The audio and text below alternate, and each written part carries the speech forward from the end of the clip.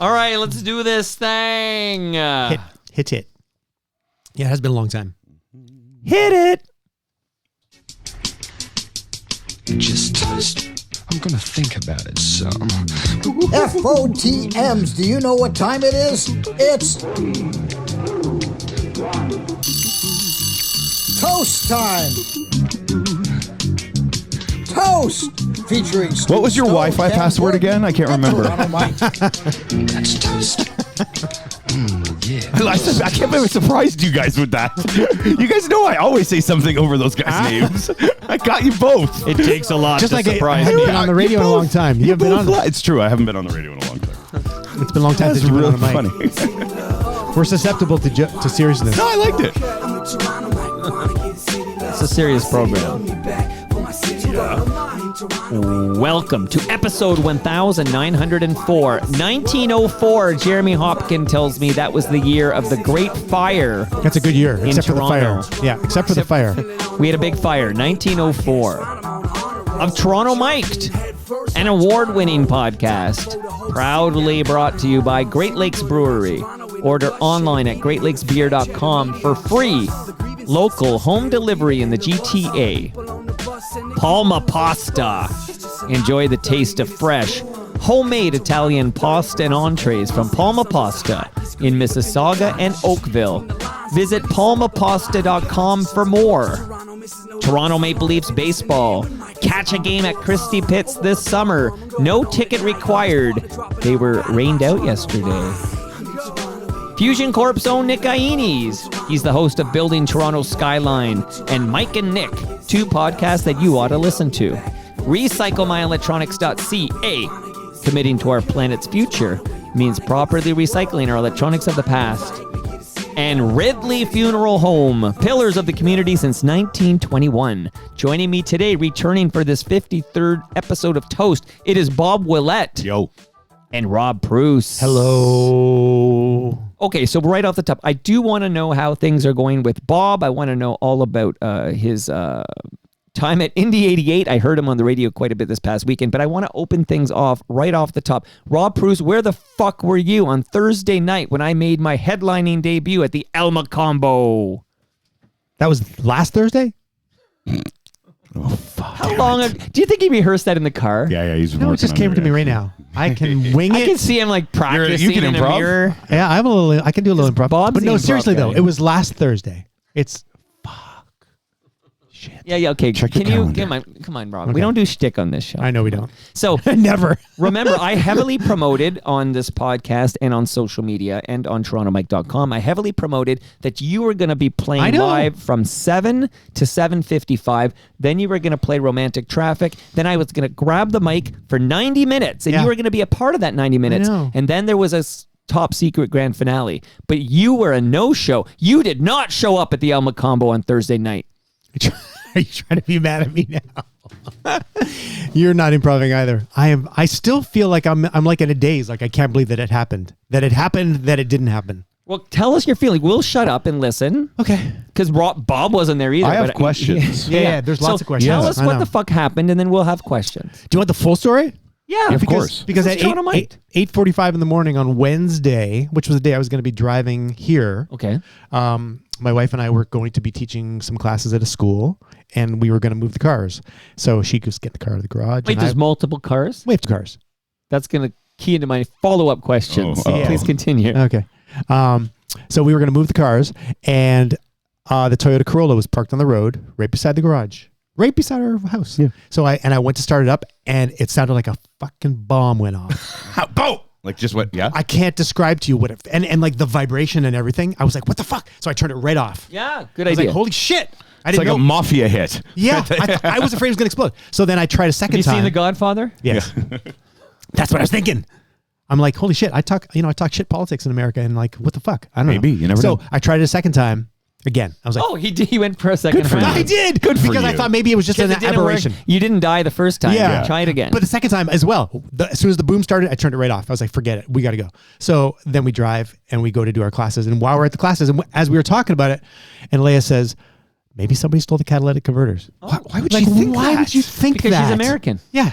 Yeah, you're already suspicious, right? So I'm like, It's an inside job. I don't even know what it. I don't even know what it means. So then we're in the school with the kids. You're like, I don't know what a catalytic No, well, not literally. I've heard the term. I can see you not knowing exactly what that means. I knew it's a thing on a car, but I didn't know that people fucking stole these things. I didn't know people stole them anymore.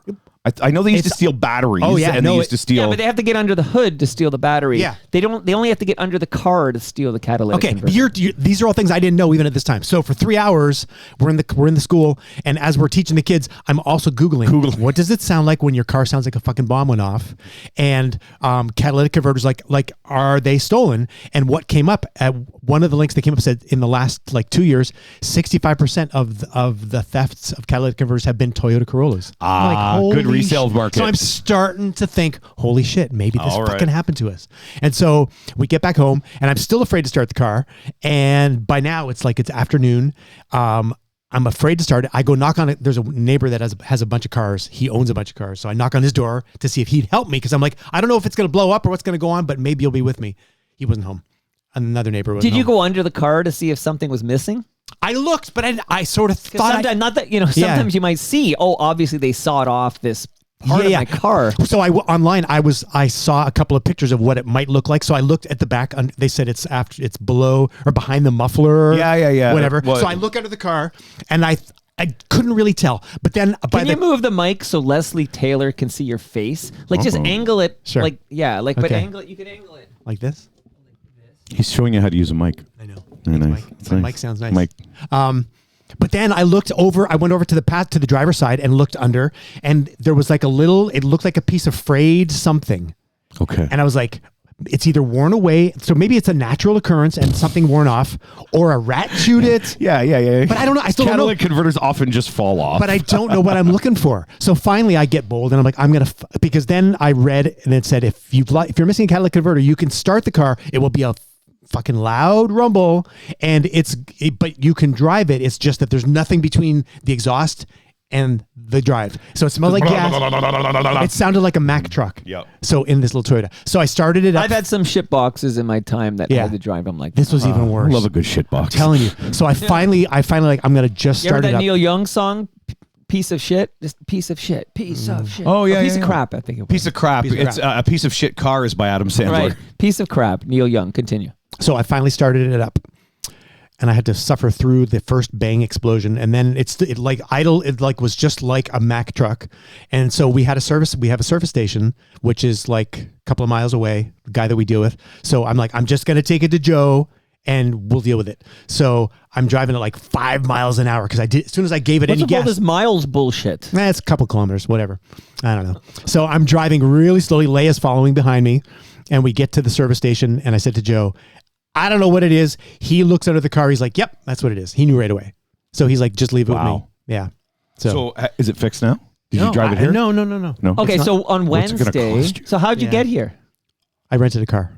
Okay. So let's just answer some questions. There's a huge turnout at live.torontomike.com because I so heavily promoted your role at the El Macombo Thursday night. And then it was only Wednesday when you called me and you said, I have a wrench. A wrench in the, what did I call it? You said, I think you said a wrench in the system. A wrench in the plans. You said there's a plans. wrench in the plans. And I was like, I said, Rob, the event's tomorrow. I don't have the capacity to. I can't deal with a wrench in the plans. What is your wrench? That I thought you didn't think it was going to be that kind of. I thought you were going to change things up. I know. I didn't know you were going to be that dramatic. So, tell us though, what efforts did you make to get here for Thursday night?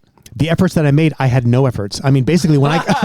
That's good. Yeah. So what are you drinking, Bob? Honesty. What is that? That's an absacker. Yeah, I'm just looking at it. Yeah. I brought you a couple of absackers. I just felt like that would be a Bob. Oh, it's a Hellas Lager. Yeah, sure.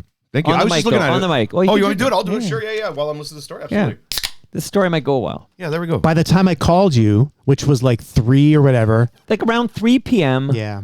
On Wednesday. This event is, of course, Thursday. Yeah. And doors open at 6:30 Thursday. So you said to me basically, Mike, I can't get there. Yeah. But you did try. You said you took no efforts, but you tried to rent a car. I did try to rent a car. There was effort. Yeah. But I was also dealing with the insurance people. I was a little nervous about the whole deal. You didn't want to leave the country, or you didn't want to leave. I understand your car and Leia's got but Leia has a car.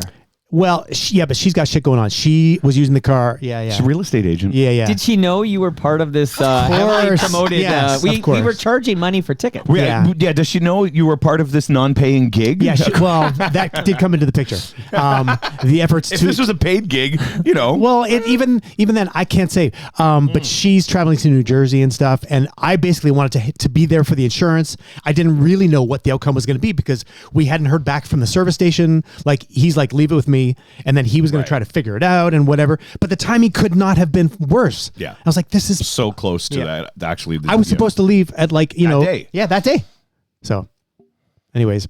Okay, so I'm just reading the comments. I'm going to shout out the people there in a minute. But so bottom line is, at some point Wednesday, you realize, I can't get there for this Elmo gig that we've been talking about for months. 2 months, at least 2 months. Like we've been having Zoom, WhatsApp calls where I told you audio elements that were like transitional. You sent me demos. When I say this, when I say this, play She Believes in Me by Kenny Rogers. Look, for I brought my script because this is what I had been working on for 2 months. Okay, well, tell us what you were. So you had a gonna rundown. Yeah. Well, yeah, my God, yeah. I had been programming sounds in my iPad for the keyboard. I have my script. Oh, so you had a real rundown because I was a little worried. You guys seemed every time I was here, you guys seemed a little laissez-faire. I'm going to be honest. Oh yeah, I was very laissez-faire, but I had something crafted and memorized. Yeah. I just had never done it with anybody. Right. I didn't do it in front of a human, and we had never done anything together. We were excited, in fact, because then I had a drummer lined up as well. Juice, my friend Juice, who plays with Platinum Blonde with Grapes of Wrath, was going to come and play as well. And I said to him, "This is a social experiment, so I'm treating it like a social experiment. I have sort of a rough list." Well, can you tell us what's on that list? Yeah, sure. Like a bit of it? Of course. I've got the Depression Suite, which I also have. That's a key part. I have all the lyrics printed out because I had sort of learned the song to like do your key moments. Are you going through something? Were you going to sing? Did you sing that still? So here's the news for you two who were not there.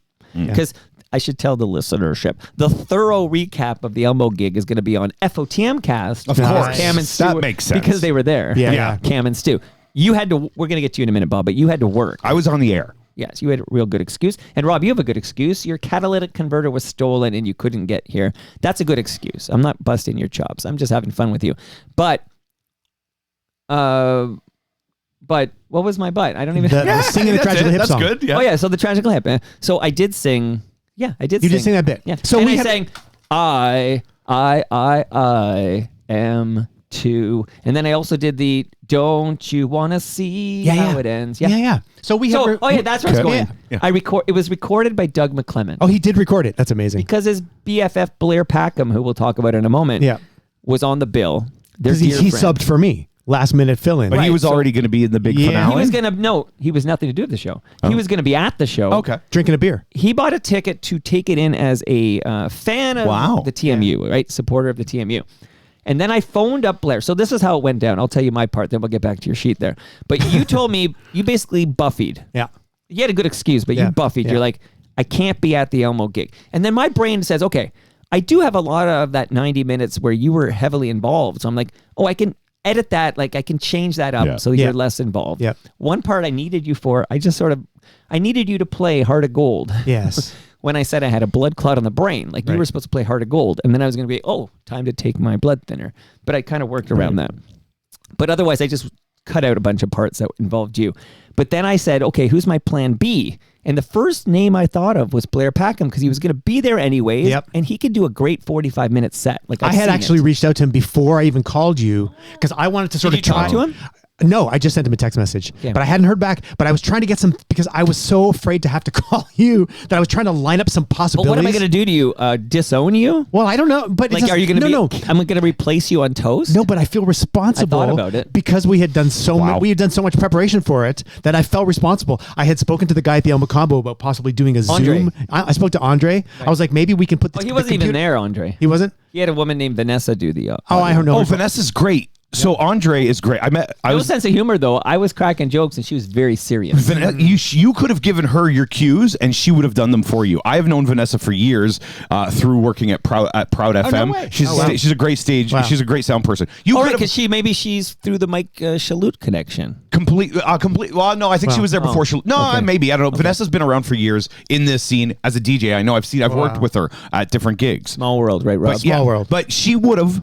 I'm telling you, that place is a great venue. No, because 1 minute after Rob delivered the news, I decided. You went to Blair.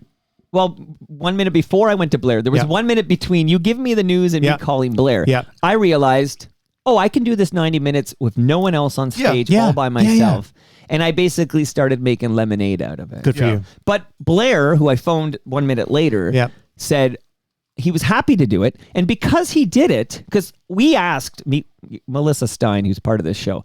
I got to say it quickly because I keep forgetting. She believes me. I'm dropping the entire set in the Toronto Mike feed Wednesday morning. Are you really? Just before I go to McGill for my daughter's comedy. Wow. You recorded the whole thing. Well, Doug McClement recorded it, right? That's so you've captured it. So I wanted it recorded like through the board. Yeah. You know what that means, right? Yes. So, but Melissa went to the Elmo, I think to Mike or something, and said how much to get it recorded. Oh. You know what they quoted? $1,000. $6,000. Wow. Because they wanted to master it and do it all. They quoted $6,000 to record it, and I basically told Melissa, I said, tell them to fuck the right off. I'll get Moose Grumpy to set up a phone by the side of the stage. Yeah, just get the ambient Jeremy sound. Hopkin recorded a lot of this to video, and he's going to put together like a super video thing. So shout out to Jeremy Hopkin who's doing that. It's like a super cut. Yeah, he's going to put together some great piece of video soon. That's amazing. But so when Blair Packham was added to the bill, he posted on Facebook that I'm going to open up for Toronto Mike at the Elma Combo, which is a weird sentence to even hear out loud. And then Doug McClements, who does work at the Elmo, said, I'm happy to drop by and record this for free. And I reached out to Doug and said, that would be amazing because that's cheaper than $6,000. I don't want to pay. Free is cheaper than $6,000. It's And like then Doug $6,000 said, cheaper. Yeah. It's $6,000 cheaper. You're right. If Andre says it's okay, I guess he's the boss when it comes to this stuff. So if Andre says it's okay, I will drop by and just record the whole damn thing completely free. And he did that. Wow. I already put Blair Packham's set on my YouTube channel in its entirety. It sounds so good. I listened to it. Yeah, it's good because Vanessa did a good job and Doug did a great job. It sounds amazing. We have it all. Yep. So It's I'm going to amazing. share it on Wednesday so you two can hear it. But Stu and Cam are going to recap everything on FOTM Cast. And you were missed. You had great excuses, but you were both missed. I would have loved to have been there. I would have and too. as soon as I was off the air, I texted right Yeah, I away. know. I didn't know you weren't there. I know. I texted you back. I was like, hadn't hey, been- I guess you haven't seen the news. No. Oh, yeah. It happened very suddenly. Yeah. And Rob. So I did, in my grand finale, I had a fake grand finale. I saw that clip, actually. You faked them out? Yeah. So I had a fake grand finale. I'm holding up the cherry blossom right now because it's here. And I would say 75% of the cherry blossom is still in this box. Because I did a chunk and then the real grand finale interrupted, right? So was very it's all cute. going to make sense when you hear the show. Right. Cool. Although if you were paying attention, I did drop that part. I think Jeremy Hopkin had a video I put on it's very cute. Instagram or something like that. So all I'm here to say is, Oh, yeah. You were I know what the missed. grand finale is, yes. yeah, you were missed. So, but I honestly, I felt like on Thursday and then knowing it was happening that night, I was sitting at home and I like felt numb. I was like, I can't believe I missed this. So weird. But it's not just, it's like it's beyond guilt even because when it's out of your control and you're just like, No, it's like you got sick. We've all had Like that I feeling, got right? sick. Oh, I had that. So I was supposed to be in a wedding party in Saskatchewan for my uncle the day of the big power outage in the East Coast. Yeah, Wow. I couldn't get Nothing you out. could do. I'm in the wedding. I'm one of the ushers. my I have God. a tux waiting for me. my God. I got measured for a tux here in Toronto. I had a tux waiting for me, and I couldn't go. What is that keychain that says Toronto Fire? Oh, that's from Jeremy Hopkins. People, it's I got it. Jeremy Hopkins was at it was a car thing on Eglinton, a car show, and it's the 150th anniversary. Okay, because this is episode 1904, and I mentioned this off the top. Oh, that's- Oh, yeah. Right. So And it's- hold on, I'm gonna get this right because he put it in. I didn't see him. I was there in the afternoon, and he was there in the morning. But I saw that he saw these. I don't know if he has an association with the fire department. They had the classic fire truck there, and I have the keychain on my massive keys there. So Jeremy Hopkins says basically that 1904, this is episode 1904, is the year of the Great Fire, which is Toronto's Great Fire of 1904. There's a great song people can dig up and listen to by Mike Ford, but that's the Mike Ford. That's not the city councillor who's related to the right. This is the Moxie Fruvis. Moxie Fruvis, Mike Ford, yeah. Mike Okay. Ford. And his song is called "The Great Fire of 1904." Oh, cool. Okay, so Rob, I'm sorry you had to go through that shit. How expensive was it to fix your car? I don't know yet. because He still hasn't given you a price? No. Well, so It sounds pricey to me. While I was coming up on Friday afternoon, I was still dealing with the adjuster and talking to the guy at the service center, and I basically had to just like leave. And I haven't heard. But you rented a car to get here now. Yeah, Was it because you also want to see mommy, or is it just for us? it's for Toast. Oh, Well, and my mom too. He sees his mom. My sister and her family are going away to Germany for a couple of weeks at the end of the week, and my mom is going to stay at a home, like a long-term care, short-term care home for that whole time. So, because your sister takes care of her. yeah, my mom lives with my sister. Oh, okay. So, but she's going to this home today, so I'm going to go and see her there, So, getting her settled then in as well. Get her settled in at this place. Yep. I will be very interested, Rob and Bob, to get your feedback on this entire, like I said, Wednesday morning. I'm going to wake up in Montreal on Wednesday morning, and it's going to to post this. Wow. Then my wife and I are going to make our way to this convocation. My daughter's graduating from McGill. Congratulations. I'm very excited. We're I on like our that train shirt. tomorrow morning. Sorry to interrupt. Yeah, interrupt anything you want. That's a good shirt. So that's a new custom shirt that Monica made for me called "And That." Can I just play you a little bit of something? So because I was talking about my sheet, right? With You can do anything you want, Rob. With all the You songs. rented a fucking car to get here. I had this little sample of Bat Dance. I had Oh, Black so you- Cars. I Bat had the Dance? hymn. Did you do the Catholic bit with the? Yeah, I actually toned down the Catholic bit. Okay. Did in you real do time. Satisfaction? You talked about the Rolling Stones. Yeah, I toned that part down too. Okay. Well, you weren't there. I know, I so- wasn't there. You did the Kenny Rogers bit for Melissa Stein. No, because that was an audio part that you weren't Oh, there to do. This is sort of like It's a Wonderful Life. Well, that never happened because you weren't there. You weren't there to save them. Did you do this part? Here, but I'm going to just play a little bit. I'm sure It is like It's a Wonderful Life. What would it be like if Rob wasn't It's like there? 1984. It's like if just changed the expectations and. Okay, like, wait. So a lot of your stuff disappeared. Did you do this? So I didn't do that. That's my Doctor Who theme. Yeah, but I did reference that. I was going to jam it out with Juice. We were going to like play it, and I had the sound all ready to go. But So it out it with is Juice. interesting to have this like chat here now because, of course, I was so prepared yeah, for one thing. I know. And then you delivered the I news fucked Wednesday it. afternoon. And then I basically, very quickly in my brain, basically re-edited stuff. And it's interesting what it was going to I be know. versus what it was, I which know. was similar but different. So the next time we do it, I'll have all the sound. Wait, whoa. There will You not didn't make be that announcement yet? I told everybody what I believe to be true, which is this is never happening again. You don't know that for a fact. You believe it to be true. Can't predict the future. I don't right. believe it'll happen again. Maybe you could do it as a non-ticketed event, and maybe I'm not trying not. to say that to the people because I am going to do this on FOTM cast, but we're like a month out from FOTM Are cast. you? So let me just say, I can't believe these people came out for me. When I say these people, I'm not Don Cherry doing these people. These people. That's not me doing a Don Cherry. No, that's those people. Those people. That he would say those That's people. right. Right. Yeah. Tim Cherry is in the Toronto Mike calendar to talk about his dad. Oh, amazing. He's going to be down here. to That's talk cool. about his dad. That'll be interesting. And his sister passed away recently too, Cindy. Oh. So we have stuff to talk about. Sad things. Okay, shout out to Ridley Funeral Home. So basically the fact that I have these free events. You know this, Bob. Yep. I'm going to have the 22nd TMLX event on June 25th at Great Lakes Brewery, 6 to 9 p.m. Everybody's invited. There's no ticket. Forget the fact it's free. I don't even need to see a freaking ticket. You show up, you have a beer, you drink, you eat some Palma pasta food, and then hang out, and then whatever. I did that 21 times prior to this event. This is the first time I've charged any money to see something I did. And to be fair, you didn't charge it. No, Yeah. I didn't charge it. There was it's very expensive to rent the Elmo. Yeah. And I did math in my head. And Melissa Stein said, any money we make beyond that, we'll split it 50-50.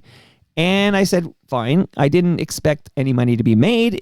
I expected her to lose money. But the bottom line is people came out. Like when I think about the people I saw in that room and I realized, they all coughed up $65 to be there. Wow. I just want to say thank you and that I'm honored and I'm almost embarrassed because I like your idea, Bob.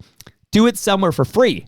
Yeah, I mean, look, this world that you've created is very unique. Yeah. But also some of the most obviously kind people, very kind, but all passionate. They love what you've brought and what you've created because you did. You're the one who created it, and they wanted to see something unique, and I'm sure they did. And Jeremy Hopkin, who did take video of this event.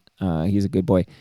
His name's come up 12 times already. Yeah. But he says I did do a little bit of the Doctor Who theme. He says you tried to voice it. voice See, it, I've no. yeah. It's all really? blurred to me now. I may have I did a few improv things. I did a few things that just on the cuff, right? So it's like Off the cuff, Off the I cuff. believe. off the cuff, Not and on the then- cuff. and on the cuff. It could be I on do both or off. sides. I cover gotta find the both sides. etymology of that actually. I cover both sides. So, Rob, are we done your story? So you had FOMO because you were a part of the show and then Yeah. you weren't even there. FOMO, And I 'cause didn't I was live part of the stream show. it. Okay, so Yeah. you'll hear it all and you'll tell me what you think, right? Yep. The next toast, you'll review it. Yep. Okay, so I want a minute with Bob. You got 25 minutes. I need a minute with Bob because I have a lot of songs and stuff to play as we set things up. But Bob, how have you been? This is the longest gap between two toasts in a long time. Yeah, very good, very busy. Working most recent, real drama in my life. Like yesterday, over the weekend, I'll talk about that in a sec. The radio station is doing well.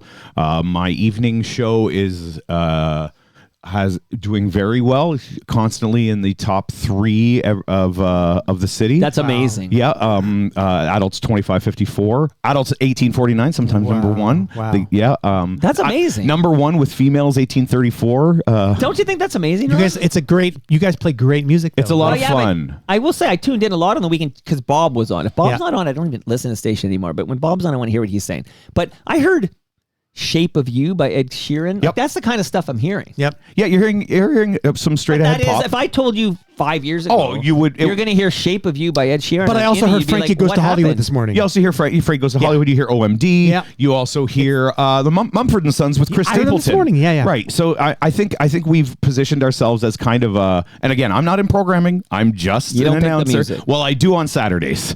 Saturday night's Electric Ballroom, Yeah. which is the impetus for the theme today of music of remixes. Because I play a lot of remixes on the show. This is your territory. So I love a good remix, and I've always loved, and I find they get really great reactions, especially on the Electric Ballroom, which is a 3-hour show that they've asked me to do with basically like no handcuffs. Like I can a little con can here. Oh no, this is. I know it sounds like It's totally yeah. Only because I could just. It did sound like that. Yeah. No, this is blue. This is BLT. This is Bizarre Love Triangle. Bob's talking, and Yeah. we're just setting the table here. I just put this in the background. Yeah. Anyway, so it's doing really well. Although if anybody who does follow me on Facebook or anything, I had real drama in my family. My dad is one of 9 children, and so I have a lot of cousins. I have a ton. I have like 30 plus first cousins, and one of Wow. them, and one of them. Some of them they live in Kitchener, and my one cousin, her 12-year-old daughter went missing this weekend. Wow. And so my other cousins and I, who are like my cousin Rich, he's cousin Rich. He's like a character. We're really close. We were actually hanging out on Saturday night. She went missing Thursday night, and him and I and my other cousin Mark, we were like, Wow, okay, that's what are we? serious shit. Wow. Yeah, and like, was this a runaway? Was this a? You start thinking human trafficking. Yeah. This girl is 12, but she's 5'5". Wow. She's tall, and anyways. It ultimately, Is she okay? It ultimately culminated that myself and my cousin Rich got into a car at midnight Saturday night and drove to Rexdale to pick her up on Weston Road outside of a closed Shoppers Drug Mart and got her and drove her home to Kitchener. Wow. Yeah, so she's okay. she is okay. It's there's a lot of spaces in between that things can be filled in, but the most important part is she's okay. Good. So I'm a little tired because I did have to work yesterday too, and we were up until we didn't get home till after 3 a.m. Holy shit. after driving in that weather that we had all weekend. It was a Wow. lot, man. It was crazy. Wow. Anyhow, there we are. Oh, and I was at the Elmo, ironically, on Friday night before Mike Shalhoub's wedding party. I heard about this on Instagram. And it was a great party, and I met the guy who's in charge of the sound. Who you Andre? Andre. Andre. I met Andre and his sister. He's a great guy. And his sister is a singer songwriter, and I met her, and I met all these. Anyways, it was just funny. I was there on Friday night. It's been a lot. And then, again, I'm not going to go into too much on the Elmo show. Drop it into the feed on Wednesday. You're not going to go into too much? But not too much, except being on the marquee and then seeing your name on the stairs when you go down to the washrooms and the downstairs. Like, it is a bit of a mind fuck. How did it feel when you first got on stage? Like not being able, for me to not be there and not have heard it yet. When you were like, So, because I didn't ever rehearse it in front of a human. I and know, then but you Blair put wrapped up, and I realized because I always said I wanted to grab the mic at 8:00 and I wanted to give it up at 9:30. Yeah. And for some reason, even though there's no rules, Yeah. I decided that's my job. Yep. To grab the mic at Yeah. 8:00. Yeah. So I did. Like, I literally got that mic in my hand at like 7:59 or Yep, something, yep. and I literally passed it off to the grand finale at 9:30. Amazing. And I know when you talked to, was it Wednesday you spoke with Stu? And he was, Wednesday and he was with giving Stu. you the tips and the Yeah. ideas about, did you have the sheets on the Yeah. floor for cues? And I that had worked? the order of stuff so I don't get out of order. Like a set list, like a band does. Yeah. Yeah, right. And it worked So out okay. All the stuff I had memorized. Yeah. But here, I'll tell you this. So you asked me what it's like to get on stage. I think it took me 5 to 10 minutes to completely relax. Yes, Yeah, of I'm sure. course. Yeah. But 10 minutes in, Yeah. it was like I'm talking You're to you doing right it like now. this. You're doing the show. Yeah. Yeah, Yeah. essentially. Good. But there was 5 to 10 where I'm like, I just gotta like. So I'm like, when you're having a big game on a road and you must win game and you got to survive that first 10 minutes of the hockey game because they're coming. If you can survive that first 10 minutes, you can kind of lull them and win a road game or whatever deal. It's It's the same thing. Spirit, That's the feeling of a performing artist. I think in any capacity, I think you when hear you're on that a a lot, stage, yeah. and like I used to get that same feeling when I started in playing in musical theater, and I'd be in the pit, and my heart was beating so fast. I was like, and I would be telling myself like, how fucking stupid are you? Like You've done this how many times? Yeah, no, the very first time. Oh, though. the very first I never forget the first time playing at Phantom in the pit, and like I was like, I can't get away. Like there's a conductor up there with a tuxedo, and I'm playing beside the harp, and who the fuck do I think I am to think I could do this? And then you Well, how do settle you think in. I felt? I know, that's what I mean. Like I'm on the fucking marquee. yeah, I'm so proud of you for having done it. It's just so Thank great. you, sir. I survived. Yeah, I survived. You I can knew hear it it. on Wednesday. Can't wait. Thank you to everybody who came out. Who do you think's doing this remix of New Order? This is the 6.5 minute one, right? Actually, it's longer than that. Oh, is it? I don't know this one. So this is the famous Shep I was gonna say, Pettibone remix. The infamous Shep Pettibone. And is he infamous? He is infamous. What did he do that made him infamous? Just made a lot of great remixes. That's not infamous. He's that famous? Infamous is being famous Yeah. for a bad reason. God damn it. Don't you remember Three Amigos? Like where they made Omega? that joke and they go, "You're infamous." Oh, that means you're really famous. Yeah. Right. It's the So same thing. infamous, infamy would be you're famous for bad reasons or Okay. whatever. Yeah. This guy's just famous. Yeah. But I just wanted to start the show by Yeah. saying we're kicking out our favorite remixes. This is Bob's topic. You got great songs coming up, and I wanted to start to set the table with a Shep Pettibone remix because I remember so many great Shep Pettibone remixes. Yep. Me too. Shout out to Shep. I love his name. I have some Chris Shepard information. Do it, brother. What? He's in Ottawa. What? Wait, do you have a sighting? No, yeah.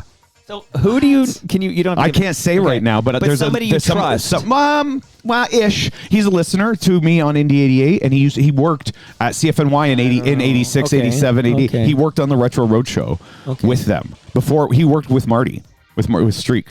He might be the same guy who was going to be on Toronto Mic'd and then pulled himself from Okay. the schedule. We'll talk this about is it following the okay. documentary release, which I referenced in my one-man show. My Really? Becoming the Yeah. villain to the CFNY. This guy says he knows Neil Mann, and Shep. The one guy who said no to me talking to the people at the party for Marty at the Opera House. Yeah, and Neil Mann. and apparently they have breakfast and stuff. Neil Mann and this guy, and Shep. Yep, he's out of the See, I'm not, I don't know. This is inconclusive. Like, I don't have it for sure, I but- just if you knew, like, oh, this was from this person I know and trust. I met that. But He's that's a lead. he's a long time listener, and says I don't have his. I won't give his name now, but he texts with me all the time on the station. But that's an interesting lead. Okay, he's in Canada because the That's what Costa I've Rica heard. thing has been so Yeah, dominant. right. But, No, I've heard he's in Ottawa. Maybe this is the gateway to him resurfacing. Maybe, might be, maybe I'll be the catalyst to it all. Catalytic converter. That's right. Convert the catalyst. That's too triggering for Rob Preuss to hear that word. Okay, there's some Shep news, and this is Shep Pettibone. Okay, so quick mop-up stuff before we get to our remix jams, okay? So I wanted to just... Oh yeah, that's right. I messaged you about this. I love this song so much. Woman done left and took all the reasons that I was working for. You better not try to stand in my way when I'm walking out the door.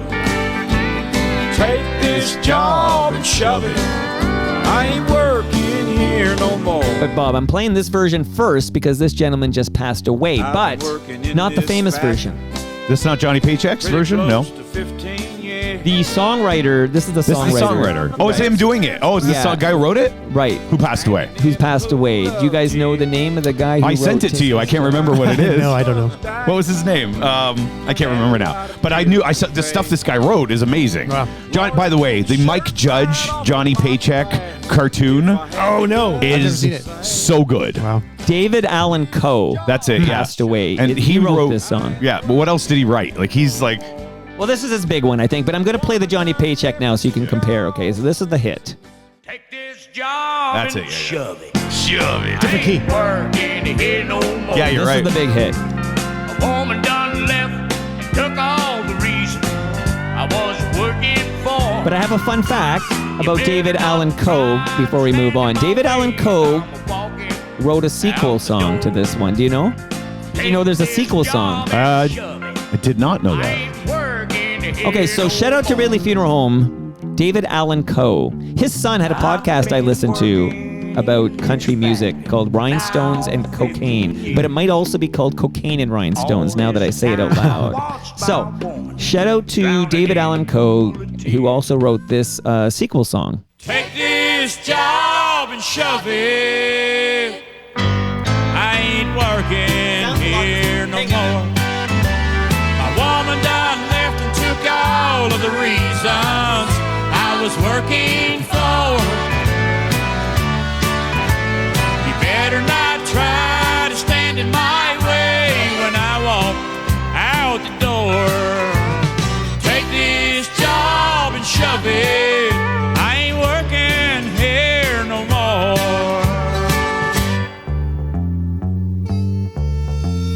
I've been working in this factory pretty close to 15 So this is called, you ready for it? Take this job and shove it to TOO. Oh, jeez. So it's really? This is a sequel. This guy was the Rhinestone Cowboy. That's what the He thing wrote was. Rhinestone Cowboy? He was the Rhinestone, and he Oh. wrote it. Yeah. So Wow. he had a whole thing where he was the Rhinestone Cowboy. David Allan Coe. Yes. His third album was The Mysterious Rhinestone Cowboy. He adopted several years before Glenn Campbell had the hit. Wow. Yeah, and he was the Rhinestone Cowboy. That's funny. Yeah, and he worked with John Prine. He worked with all kinds of guys. Waylon and Willie. He But Take This Job and Shove It was his big jam. Yeah. It was his biggest mainstream hit for sure. Yeah. Anyways, Country royalty. I love me some classic country, man. How's the Great Lakes beer, Bob Willette? You know what? This Helles, I love a good Helles lager. It's excellent. Thank you. I'm going to try this weird thing that's called rice lager. Ooh, Yeah, okay, so I wanted, because when they do the between two fermenters down here, they bring new fresh beer All off right. the line. Is that gluten free? Is that for people who are like celiac? I didn't say that. If it's rice beer, Lauren Honickman says you can't make such a statement. Oh, listen. about what? This I don't know that's gluten-free. Yeah, but this goes with the music that you're playing. Listen. Armadillo Crazy Dry. It says, howdy, partner. Why, I do say you're looking mighty parched. We're plumb out of sarsaparilla around these parts, Oh but my we God. do have this here rice lager. It's plenty dry with a pleasing What do you think spicy of his bitterness accent? and lots of bubble. I'm not sure. You spent a lot of time in the States, but that's not very good. Should quench your thirst something fierce. That's not a Queen's accent, is it? No, Okay, it's so Mr. pop that Haney. open on the mic. It's Mr. Haney from Green Acres. Oh, I hear that. So I wanted to pay respect to David Allan Coe Well, that for was Bob good. Willette, but I have one Sounds for you right. too, Rob. You ready? Yep.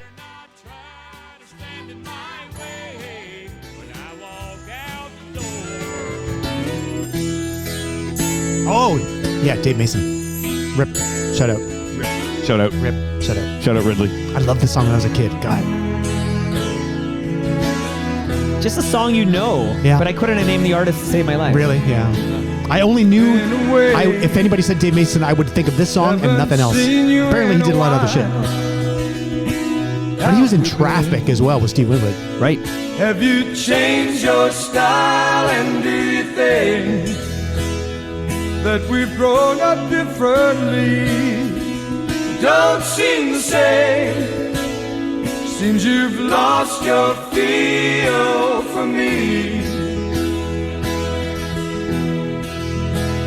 So let's leave it alone, 'cause we can't see eye to eye. Here it comes. There ain't no good guy, there ain't no bad guy. There's only you and me, and we don't- just disagree. But we don't disagree. What do you think of that? Yeah. It's a Ain't no great good song. guys. Ain't no bad guys. So this was a big fucking radio hit. Oh, yeah. 76, I think. He's looking I at you don't- for the I don't answer, know. and you're not even looking to I answer. wasn't him. even No, I think conscious it's- of music. I'm I was guessing listening 70. to Big Bird and Oz. What's the name of the song? What's the name of the artist? You guys haven't said it. Dave Mason. We just disagree. There you go. Yeah. So Dave Mason passed away.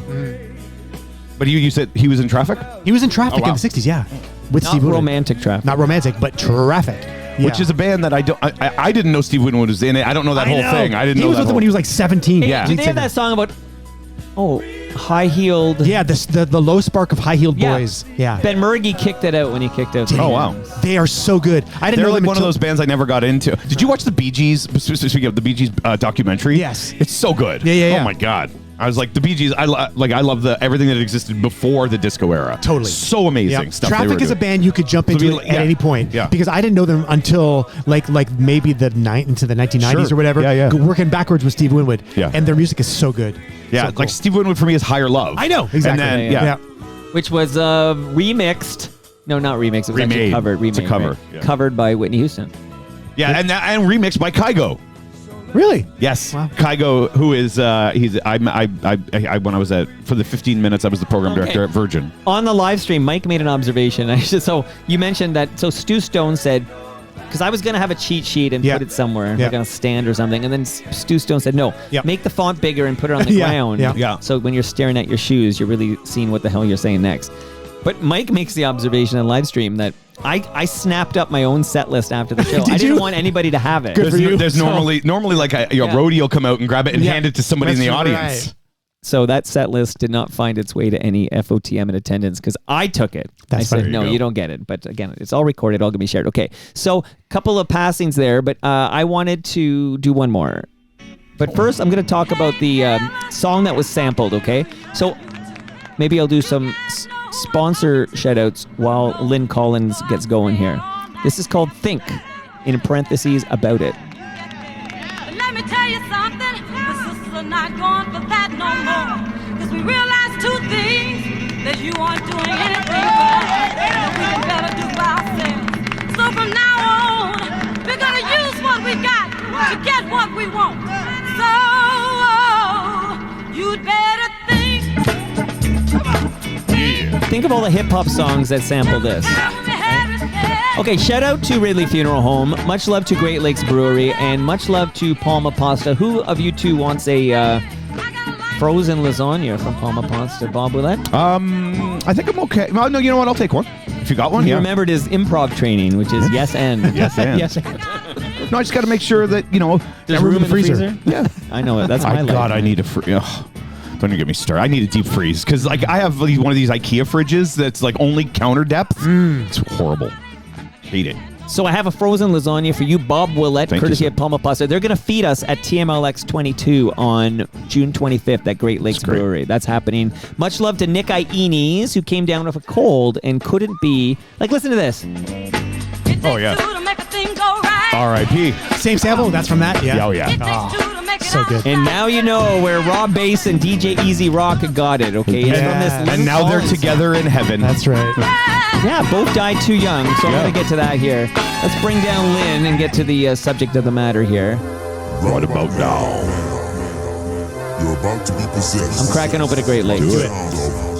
MC MC Rob Bass and DJ Easy Rock. You know exactly how long.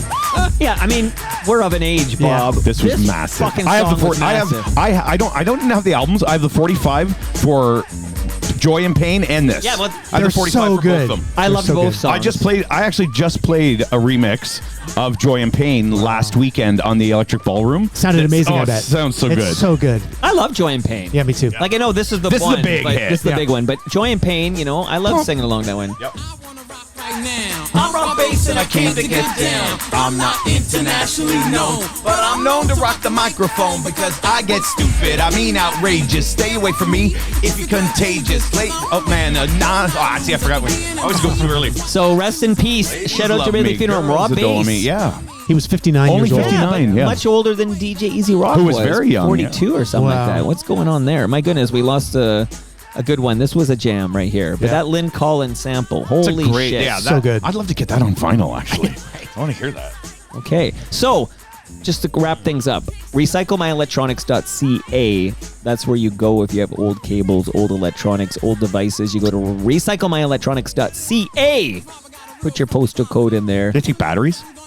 You know what? Good question. Because I have like an old. I've been holding. I got to figure out what to do with it. I have an old. IKEA does, don't yeah, but I have an old battery for a whippersniffer, like for a weed whacker. Oh wow. That is dead, and I don't know what to do with it. Shout out to Ridley Funeral Home For my dead whippersniffer. Oh, one more. So you gentlemen haven't been here since the Maple Leaf season kicked off. Yeah, it looks like you're having a good time there. Yeah, they postponed yesterday, but I was at the last 2 Sunday afternoon games at Christie Pitts.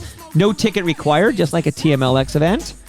And I got books for you. I know Rob Preuss collects these. The history of Toronto Maple Leafs baseball. But Stepping honestly, stones. we should all get together. I saw Cam Gordon at the, no pressure, but I saw him at the season opener when Yasiel Puig hit 2 bombs. Wow. I would love to see you guys at a Leafs Sundays game are at tough. Christie Pitts. I know, I'm but there. I'll get you a Leafs lager. I'm excellent. I'll get you some. They got a new pizza sponsor. Ooh. They have a new sponsor called Pally's, which is these potato chips that are unbelievable. And there's Krispy Kreme. I can take care of you, okay? So fill the hill this summer. Catch some Maple Leafs baseball. Shout out to Ridley Funeral Home, Rob Bass. Yeah. So this is the first thought I had. Well, I had a few first thoughts. I really like this topic, Bob Willette. You did a didn't great at job. first. I know, You were but like, then I loved it. You really didn't at first. You were like, I don't know if It I was challenging, but it's Then good. I liked it. So this is the original version of a song. You might have played at a wedding or two. I don't know. I don't think you played this version, though. First one to name that tune. Is this Uka Chaka? It sounds like the beginning of no. Oh, Macarena. Yeah. This is the original version of Really? Macarena. Do you want to hear the Bayside Boys take a crack at remixing this? Sure, because I've never heard that before. No. Oh yeah, you know this one. I know. Okay. You think? So this is Did I get you again? You got me again. Oh my god. So here's an example of a song where everybody knows the remix. More than the Yeah. original. Yep. Yeah. This remix was a big fucking hit. I did a whole episode of Toronto Mic'd about it. You did a whole episode on the Macarena? Yeah. And is this remix based on that version you just played? Yeah, of course. That's that was amazing. the original. So Yeah. Are the vocals from those guys? Yeah, same guys. Lost Del Rio are the guys. Wow. This stuff here is all part all of the the- yeah. Bayside Boys remix. Yeah. Yeah, it is the same vocals. You're right. I never played this version. This is bad idea. Get rid of that chick. She made this a fucking hit, whoever she is. So shout out to Macarena. Okay. You're going first, Rob Preuss, since your catalytic converter is MIA. What Unrelated. words? You know what? What do you got? Yeah, I'm ready. I'm sure? just checking which order. So I don't think we talked about this Oh, that's yet. right. I want to close with the remix that you prefer. Yes. What's that? I'm looking at Bob Willette's eyes. He's handsome You man. told me what? I want to close Each song. each set Yeah. with the remix that you prefer. So Oh, I I've wanna only provided one remix of everything. Yeah, but you also provide the original. I'm saying I want to Yeah. play the original first. Oh, of course. Yeah, I yeah. didn't know. Yeah. Oh, sorry. Yeah, you played that's what I thought too. Yeah, Play yeah, the yeah, original yeah. first. I wasn't sure. I wasn't clear first, but I sent both anyways. But Yeah, no, whatever play order. I have no mind blows because Yeah. I figure we're all playing Exactly. too, right. Right. Like I'm like, okay, we're gonna play a little bit of Right. the original. I still brought in a couple of mind blows. of course you did. It's your show. Okay. Macarena, nobody chose it. It got Hanson. What I the thought heck? one of mine you might have taken, but Really? you didn't. Yeah. I did have one of Rob's, and Yeah. I gave it to Oh, him because okay. it makes more sense for him to It was- have it. but okay. We won't It say was what my it is. first choice. You ready? Yeah, I'm ready. This is the original. Yep.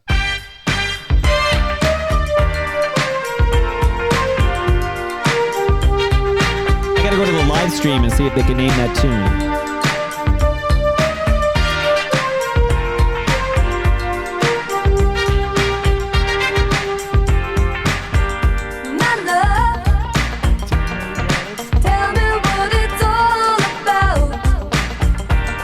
This is a remake, isn't it?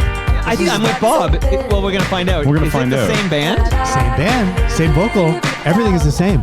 New shoes? This is new shoes? Oh, okay. Okay, excellent choice. Nice. It's a Because great song. nobody listens to this version. I also just played the remix on my The electric remix is ballroom. the hit. Yeah. Right? That's the Yeah. thing. So Okay, well, let me listen to a bit more of this Yeah. original version. get through the end of the chorus and you'll see what's missing from it when you play Okay. the remix. Yes. It's gonna be that. Yeah. Love that part. Andy It's the loves original, this choice. eh? Andy, By the way, Bob, Yes. Moose Grumpy says you can drop your string I know. I'm trimmer. answering her right now at Bermondsey. I know. That's the big. Have you ever gone to these transfer stations? I do I it have all. been, yes, yeah. I might do the one on Commissioners. Actually, it's might be closer to my house, but yes.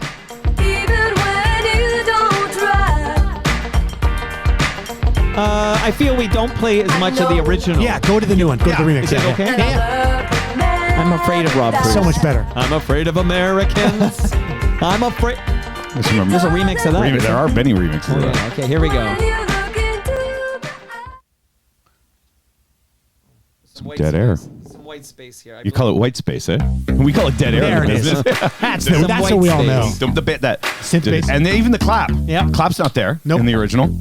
And then the keyboard. Oh yeah, the Keyboard number one. broke it. Like it makes it so much bigger. And then I like go. that. Yeah. Yeah. 1986, and you're there. So the same year, when was it? So New Shoes Okay, what's the recorded the story? song in '85. Okay. Okay, it was on an album that did nothing. Like it Yeah. played locally in Portland, Oregon, is where they're from. Okay. And it got some airplay. Yep. And then a label in Holland gave it to a Dutch guy. Okay. And said, "Do the remix." And so this is the story. His name is. A lot of Dutch guys in Holland. They're apparently And a that's what I heard. lot of Dutch guys remix stuff too. Yeah. actually. Also, I believe Holland is not how we refer to that country. It's Amsterdam. No, it is The Netherlands. The Netherlands. Right. the Netherlands. There isn't like one a state anyway. Yeah, but North Yes. Holland and South Yes. Holland are like. Can I tell my story now? provinces. Oh, we've got to do a geography lesson know. first. Snippy since he buffied on my big elbow I know. debut. Go. So, anyways, his name is Peter Slaghuis. Of course it is. Right? So the label went to him and asked him, he'd been doing like remixes in Dutch remixes for ABBA and all kinds of people, but underground stuff. So they asked him to work on the song. Wow. And apparently he didn't like the song. He said, I hated the song. So I just decided to put a hook over it, change some sounds, add a few samples, and that would be it. He did it in like an hour. He says he was surprised at the success. They offered me royalties or money, and as I didn't like the track, I took the money, which was my first mistake. Oh, so he didn't take royalties. He took a flat fee. He took like $300. He took like Vincent Price did to do the rap on yeah. Thriller. Yeah. Famous I bet story. we should collect the greatest examples of people yeah. taking the I money know. instead of the royalties. Yeah, Yes. or vice I know. versa. Wow, so this guy could have been making money right now. Yeah. Well, not for He passed away. He passed away when he was 30. Drugs. Yeah, whatever. Sorry. No, actually, he was in a car accident. Oh, dear. But the remix is the version we all know with those little voices. It's just cool to know that he took it and made it into that. So in 1986, Yeah. you answer this because you would have been in studios at the time. Yep. What did he remix it on? How did he do it? Would they have sent him the stems? Like because they're the radio station. Would they like they're no, it would be the record label. So the label would have sent him the full. I don't know for sure. Best case scenario, whatever Yeah. you think might have happened. If best case scenario, would Were they you there, Rob? I wasn't there. I wish I was could have there. been. I had never been to Holland Bob at that thinks time. you were there. But they may have given him the multi-track. But Yeah. it's also possible he could have just taken the mix of the song and edited the shit out of it, and then laid down a track on top of that, Right. and then mixed it together. and then actually just like because now you can make stems on the fly yeah, with yeah. these Oh things. no, but- in those days it's all on tape. But that's what I mean. So Yeah, you're yeah. literally he could have been just EQing it to get just the vocals. Yep. You go through all those Yeah. steps, Wait, and then you. What year is this? 86. Okay, in '85, Uh-huh.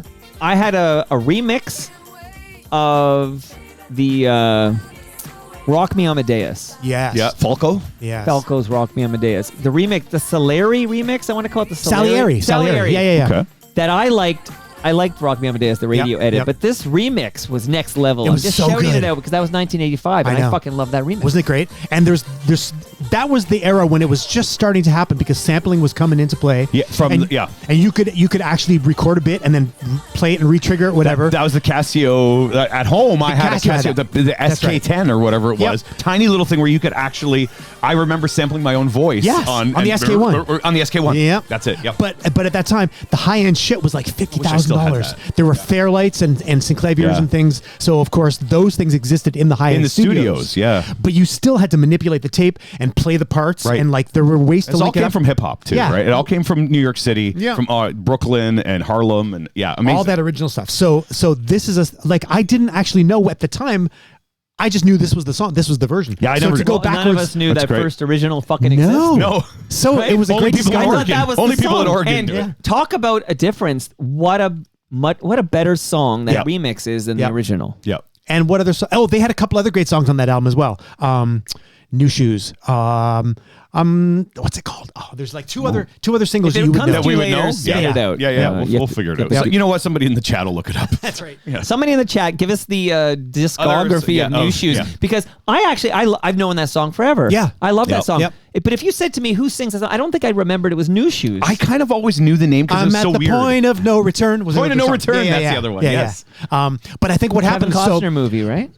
Maybe. Sure. But I think what happened was Waterworld, when right? this remix became a hit, it sort of set the template for them. So when they put it onto their next album, the rest of the album sort of sounded like this. that. They're like, oh, this one works. Yeah. So much for artistic integrity. Hey, what a great start to our remix That was really good. episode here. Awesome.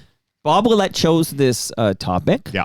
Because what are you? You're cross promoting your. I'm totally cross promoting my Saturday night show, which I feel is so unique. I actually nobody in Toronto, except for maybe DJ Danny D and the guys on Z103 who do their like lunchtime mixes and stuff, have as wide open a format as I do. Can I do some mixes for you? Absolutely. Oh, that would be cool. 100% you can. Careful, he might bail on you. No, I won't. No, yes. Like we should talk about it. Like if you tell me songs you want, I would just like extend the shit out of them or whatever. I would, no, absolutely. I would love that. I'd love to have my own stuff. I mean, I do some stuff on the fly that's, but I'm not good. I don't have Logic and I don't have like both in my brain and the program. And that would be cool. I was gonna say. Yeah. So anyways, I've been doing it for 12 weeks now. It's done.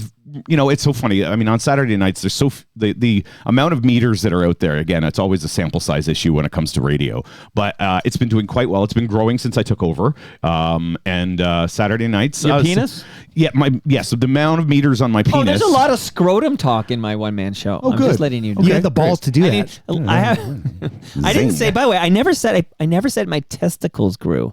My scrotum grew. I don't know what was happening with my testicles.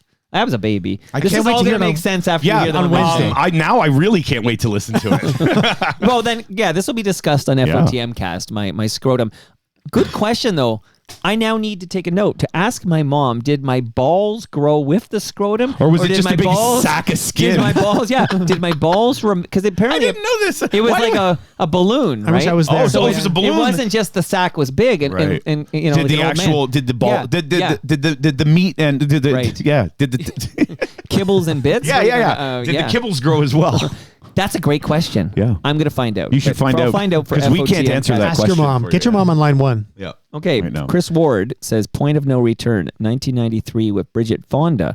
Remix of From La La Femme. Femme Nikita. Okay, that movie, and cool. Canada Kev points out, when we're talking about this mid-'80s, when all these remixes are coming out, the 12-inch singles were exploding. Yeah. And I played Bizarre Love Triangle off the top. That's the 12-inch, yeah. And that's a famous 12-inch, because isn't that the 12-inch that cost more money to make than they made from selling it? Like, didn't every copy of that 12-inch single cost New Order money?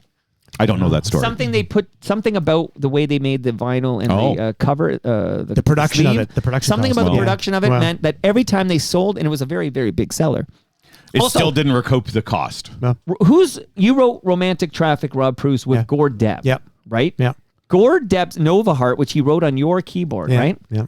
The 12-inch is the best. That fucking 12-inch of Nova Heart by Spoons, Well, man. we did that. I mean, that was So our. would you have done it? Did you produce that? Like, did you guys work that together? Because It was nobody a else did it. Yeah, no, it was a conscious choice to make it as a 12-inch single. So we rehearsed the song with our producer as the extended version, and then he cut it into the 45. Right. So, I we think worked that happened, backwards. and they turned it into a radio edit. Yes, Okay. and it was easier. That's why they call it an edit. That right? was 'Cause it's 1980. It was 1982. Yeah. So I mean, at that time, we were like, we need to make a song that's going to be one side of 45 or a 33, whatever. Of a It was 12-inch. Yeah. So we recorded 7 minutes of music. Right. And then Amazing. he cut it to the 3 minute. So. Yeah, and that happened a lot, I think. I think you can see that a lot when you see radio edits. Yes. And I mean, even last time I was here and we did Stars on 45 on the, there's so many versions and remixes of that, but I had one, and I found it, and I recorded it myself, the 145 version that I grew up with. Yes. I couldn't find it online, and I used it. So, but again, that was also a cut down version of the 12-inch of And Stars I mean, on that 45. was happening in the 70s already too. Like people would cut a song. Yeah. I know with Peter Frampton in 75 or 76 on his Frampton Comes Alive album, they even made a cut version of his song, Do You Feel Like We Do, which is a 13.5-minute song. And it's so good. And whenever I hear it come up with Casey Kasem on the AT40, that it was a single, didn't get very high, but they chopped the shit out of it to like a 3-minute song. Yeah, well, And didn't it's they so chop out a big solo in Light My Fire by Doors? Probably. Oh Right. yeah. Because I it's know. like From the it's a radio, 9-minute yeah. version. Yeah. Yeah. You know what? So I wasn't in radio at the time, but I think by the time is it 5 Days in May come out with Blue Rodeo, they're releasing 7.5 minute with the big organ things. Yeah. And radio's Diamond Mine was Diamond it, Mine. yeah. Yeah. Like that, So yeah. like, and guys are like, yeah, you. But that's guys- Bobby Wiseman. It was Yeah. great. You guys, True is great, and you guys are great, and we want to play you guys, but we're not playing a 9 minute version with a big fucking the thing in the middle. And again, spoiler alert, there's a grand finale at my Elmo show, which you'll hear Wednesday. But the song Rosie and Gray from Shakespeare in My Butt, their record label, whoever the didn't want manager, it. the manager said, you need a radio edit. Nobody's going to play this. And the guys just said, No. screw yourself. We're not Yeah. changing that Yeah. song. Wow. And CFNY did play it. Yeah. But it has a long, as you know, I Yes. use it as an It's a pretty outro. good intro. It has a pretty long intro there. Okay. Here we go. So, Bob, any words before I kick this one? I actually just now thought I should have. I've had the lead singer of this band on my podcast. Is this? Oh wait, what's my How first? do I know? Okay, so one of them is named name of song _PN, and the other one is Oh, okay. So what do I? artist dash the name of song dash Bob. Is this the country one? Yeah. No. Okay, let's do the country one first. But I don't know which one's the original. I'm gonna play the one I think is the original. I don't want the country one. I want that last. I'm sorry. I thought that was. Okay, so which look, one do you want? Describe it. Let's do filter. Let's just do That's filter. a real big description there. That's Okay. fine. Let's do filter the original first. Yeah. So this guy, Richard Patrick, brother, was in Terminator 2. Richard Patrick was on really? my yeah. His We brother. talked about this because he's an FOB. Right. So this is off their third studio album. Here, we'll listen to it.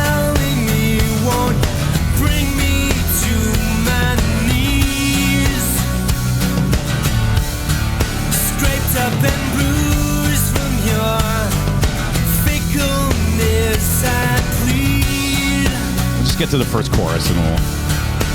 Just let me feel some ease from creatures of your greed. Just let me feel some ease from me. So go right here, yeah. Here we go, yeah. Not so bad I met you. Same guys who did Hey Nice Shot. Really? Yeah. Makes me wanna go. Shout out to Ridley Funeral Home for Bud. Bud Dwyer? Bud Dwyer is the politician who blew his brains out in front of the For press Hey Man Nice conference. Shot. Yeah. That's what the song's about. Wow. Yeah. But this is, so that was, Hey Man Nice Shot was on Short Bus in 1995. Title of record was the one that had the great hit, Take Your My Pic- Picture. yeah, it was a big hit. Right. And this is their third album, The Amalgamut, it's called, and it did not do well.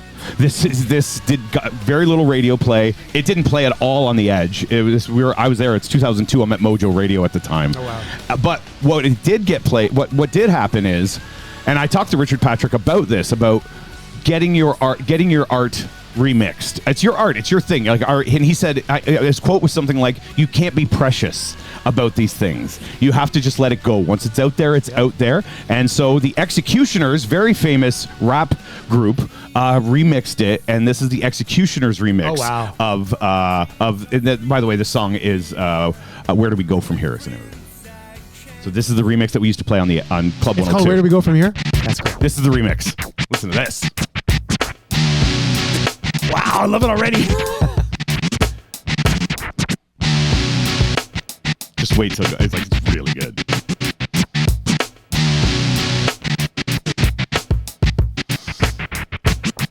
Please have to you're telling me won't bring me to my knees. Scraped up and bruised from your fickleness, I plead. Just let me feel some ease from the creatures of your greed. It's the same song. Yes, this is the exact same lyrics, and they're scratching the you can hear them scratching the guitars, and then they put in obviously the high end, like kind of give it that West Coast vibe. They're, Not so glad I met you. so it's basically his vocals, and they've added they've added some things, Go away. but they're scratching this. Tell you think it's over. When it hits the- I just,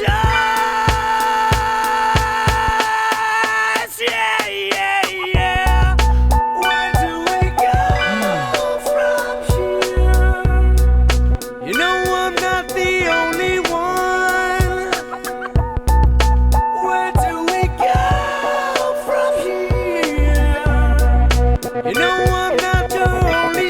It's a lot of fun to play when you're DJing. It's too. so cool. I haven't dropped this on the Electric Ballroom yet. I gotta get to it because it's. Are they ready for this yet? No, not yet. No, that's exactly it. I have to work my way up to it, right? So the Executioners are actually like a collective. Wow. Of turntablists. Really? Yeah. Wow. And from New York City. They're DJs, turntablists. They get together and somehow they got a hold of this song and turned it into this. But really there's cool. Mr. Sinister, Rob Swift, and Rock Rada. They're not there anymore. But there's a bunch of guys that are still in Executioners, Total Eclipse, DJ Boogie Blind, and DJ Precision. Wow. And they remix a whole bunch of stuff. And they also have their own stuff too. But this is pretty great. And their big song is "It's Going Down," which you would recognize if you're like it's from the same era. It's like 2002. It was a big hip hop song. You just said Total Eclipse, and then I thought of Bonnie Total Tyler. Eclipse of the Heart. I heard they put her in a coma. Yeah, she's not in good shape. Yeah, she's not doing well. Let's hope we're not shouting her out next episode. No, of Toast. yeah, no, I hear she's not doing well. So that was my first remix. This one Really came to nice. mind. This one because it's so different from the original. It's really I sometimes different. like it when they're close enough, but just give it a bit. Yeah. This one is so different, and it's weird because it was a bigger. I think it might not be a bigger radio hit. Neither of them were radio hits, but this is a much more popular version of the song than the original. It's really cool because it strips it down so you really get it. Yeah. Like the vocal, right? So, Bob, we talked about this when we talked about Mr. Patrick being on Bob's Basement. Any plans to record a new episode of Bob's Basement? I know. You know, I'm so goddamn It's been a busy. while. I know it's been forever. I want to. Stephen Page, right? Stephen was the last one, when he was doing his But that's months ago. live from home for Maybe You Should Drive because he was. I wouldn't get it, but he was kind of bad mouthing Maybe You Should Drive, and I was like, I love Maybe You Should Drive. Oh, really? Oh yeah. Well, he wasn't bad mouthing. He was saying Shout out to Brian Dunn. It was very unsuccessful compared to Gordon, obviously, but I still love it, and that's the one he worked with Stephen Tintin Duffy on a bunch of that's songs. right. I love that album. But anyways, you know what? I'm just so busy, and honestly, right now, most of my time, I'm literally practicing DJing right now because I have a new controller in which I can do so What many. did you say it was again? My controller? Yeah. It's a oh god.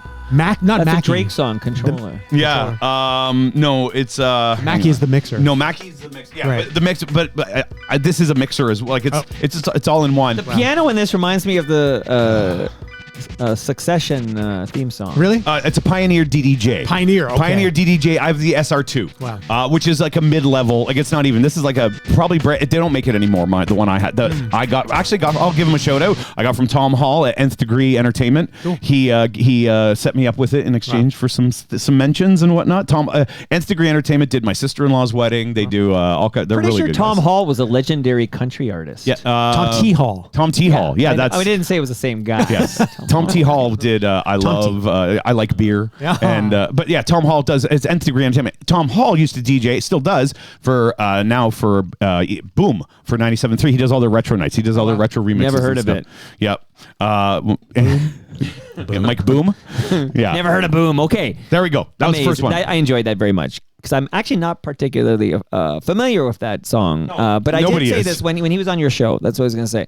I know we joked about this because in real time I remember thinking, and I hope this is not a disparaging term, okay? Soccer moms. But soccer moms loved Take My Picture. Take a picture, Take a picture. And I always envision them throwing the CD on in the minivan. Yeah. And then the rest of that fucking sound from that band is going to blow their brains out, right? Well, it's like One Thing by Finger 11.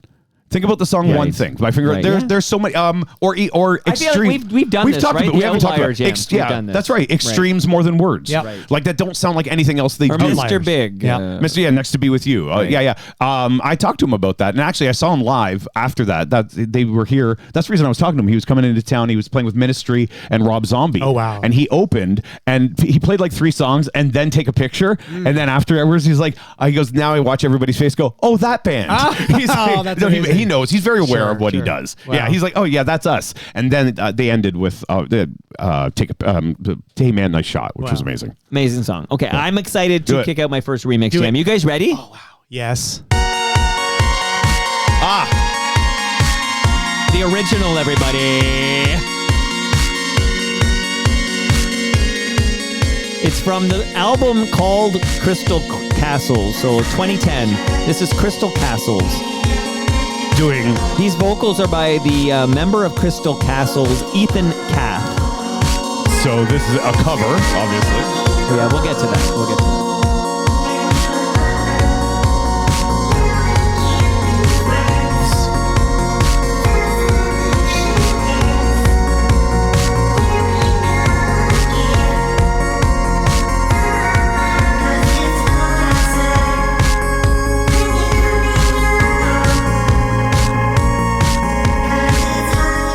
Bob mentioned it's a cover because us Canadians know this is a cover, but this is the original Crystal cover. Castles is Canadian too, you Crystal know that, right? Castles is Canadian, yes. But here is, I just want to do this because Bob had a drummer coming to my Elmo gig, and we had to cancel him, but it all kind of comes together. We'll do this quickly. I also worked with Mark Holmes at Preuss. I did a live there with him. Wow. Get him on Toronto Mike. Oh, he's yeah. This story, he's not doing anything right now. Get his ass So this is down more here. like cover jams. Well, no. Wait, just hold on, Rob. Okay, I'm doing something here. Okay. Haven't I earned your trust yet? No. 1,900 episodes, Rob. Not my first I rodeo. love that Crystal Castles version. I've never headlined at the Elmo, but I've recorded a podcast or two in my time. You sure have. We could never be friends. Fascination ends. Here we go again. I love this. It's so good. I love Platinum Blonde. This album is amazing. When you coming home? Mark actually told who passed away. The guitarist. Kenny. Yeah, Kenny passed away. And Mark actually told me that he regretted. Kenny always wanted to get the band back together. Wow. When Mark was DJ MRK at the Mod Club, and he was doing the whole Mod Club thing. Oh, didn't he own the Mod Club? Yeah, he did. Yeah, he was one of the owners of the Mod Club, and we did the Mod Club, the Mod Night there, and everything. And he actually, after Kenny passed away, he felt really bad. He was like, because Kenny always wanted to get them back together, and he didn't do it until after Kenny passed away. So this is the big jam we heard on 680 CFTR and other great stations in Toronto. Platinum Blonde's Not in Love. Crystal Castles covers it. You heard it off the top. Let's bring this down and play, because you guys might not know this. At least Rob might not know this, but there was a fan of that Crystal Castles cover of Not in Love who asked the guys if he could record a remix of the song. Yeah. Let's listen to that particular remix right now. Also played on the Electric Ballroom. Yeah, this is so good. Because it's fucking amazing, Bob It's Willette. amazing. I know. Love it so much.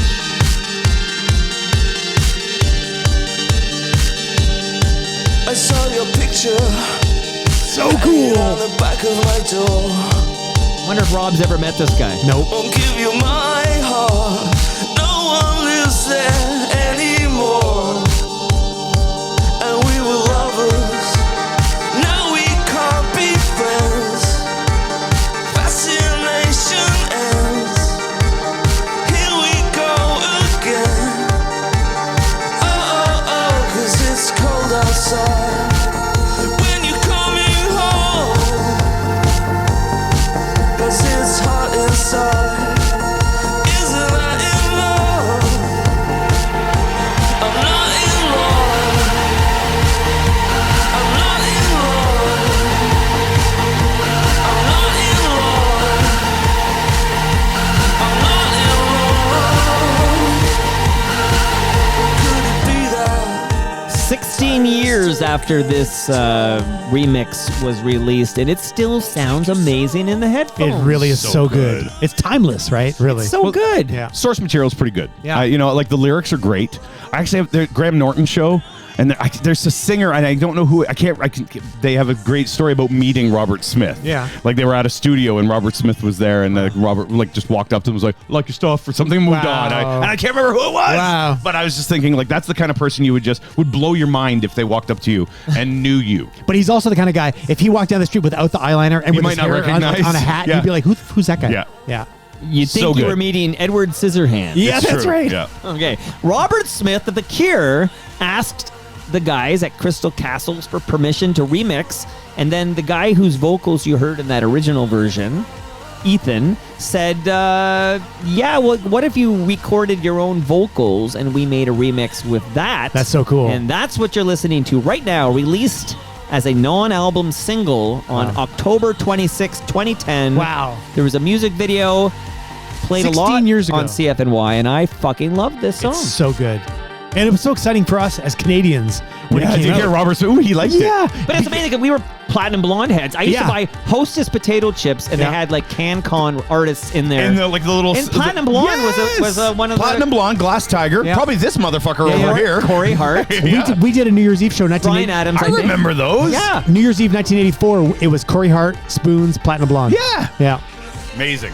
Hot times. Although we should point out, your drummer friend was not in the band back then. No, that's right. He's been with them from No, several but you years said he's now. in the Grapes of Wrath? And he subs for the Grapes of Wrath Right. drummer as well. Yeah. He's a session guy. He can play with anybody. He plays with anybody. He's amazing. But he's been with Platinum Blonde for years now. Yeah. So talk about improving a song. The cover Yeah. was fine, and this was next level when Robert Smith recorded Yeah. the vocals. Amazing. And, So there you go. good. That's my first remix. Any words, Mr. Rob Preuss, before your second remix jam? No, it's another good one. It's from that. It's a Same era? this era sort of. Yeah. Original. and then it's Original. still Oh, yeah. Oh, yeah. Yeah. I thought of this one a little bit, but I don't love the song, so that's why I didn't do it. Really? Yeah. You gotta love the remix. Huge remix, this one. Yeah. And it's not that much just, different. You know what, though? It just sounds like it's missing. Yeah. That's missing Yeah, something. it's Missing something. The song is missing It's something. missing. It's missing. It's missing. It's missing something. That cowbell's really forward in this mix. That's Will Ferrell actually on cowbell.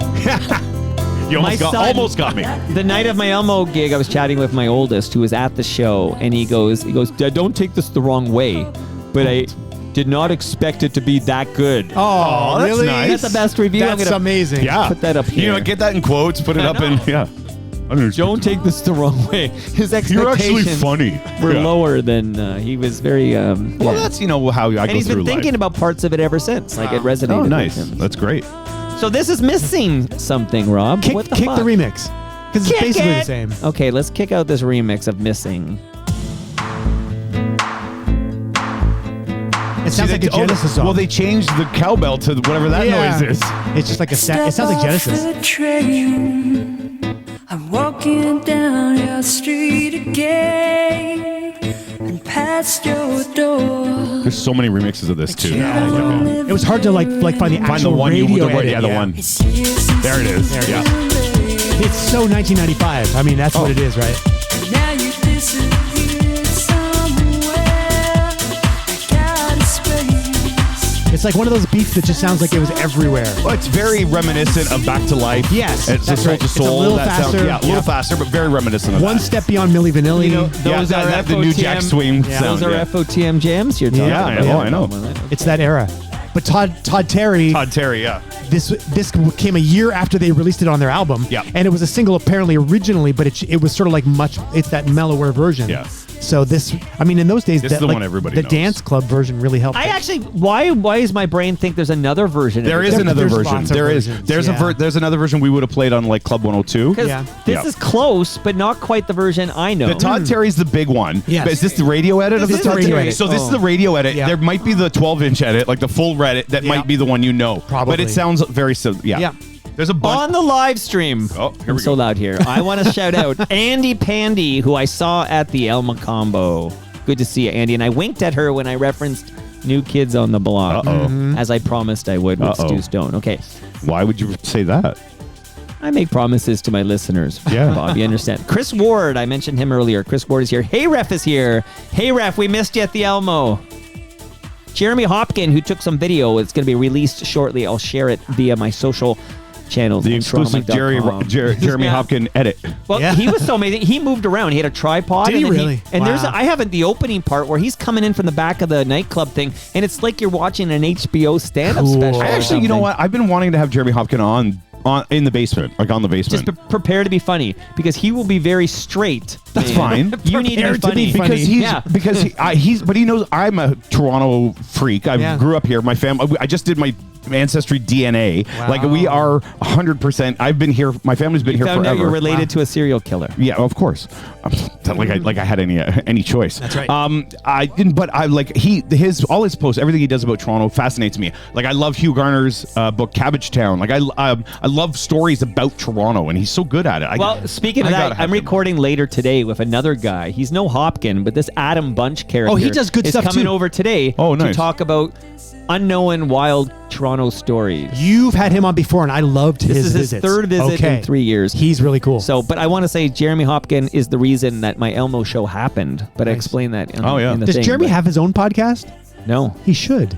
Well, he's here once a quarter. Well, I know. Do you think 4 times a year is enough for Jeremy Yeah, Hopkins? I want more. Here's what Hopkin, he needs me because Hopkin will give He you the needs vegetables. me. Yeah. Wow. Hopkin will give you the vegetables. Yeah. Okay. Yeah. So he gives you the ingredients? You need some dessert. That's yeah. me. Yeah. That's Oh, true. I thought you were saying he gives you the ingredients and you make them. Jeremy you make the Hopkin dish. accepts your invitation to be a Yes. guest on Bob's Basement. I got to get Jeremy. Jeremy, I'll reach out to you. We're friends on Facebook. He's tough to and book. stuff. He's tough to book. Canada Kev is here.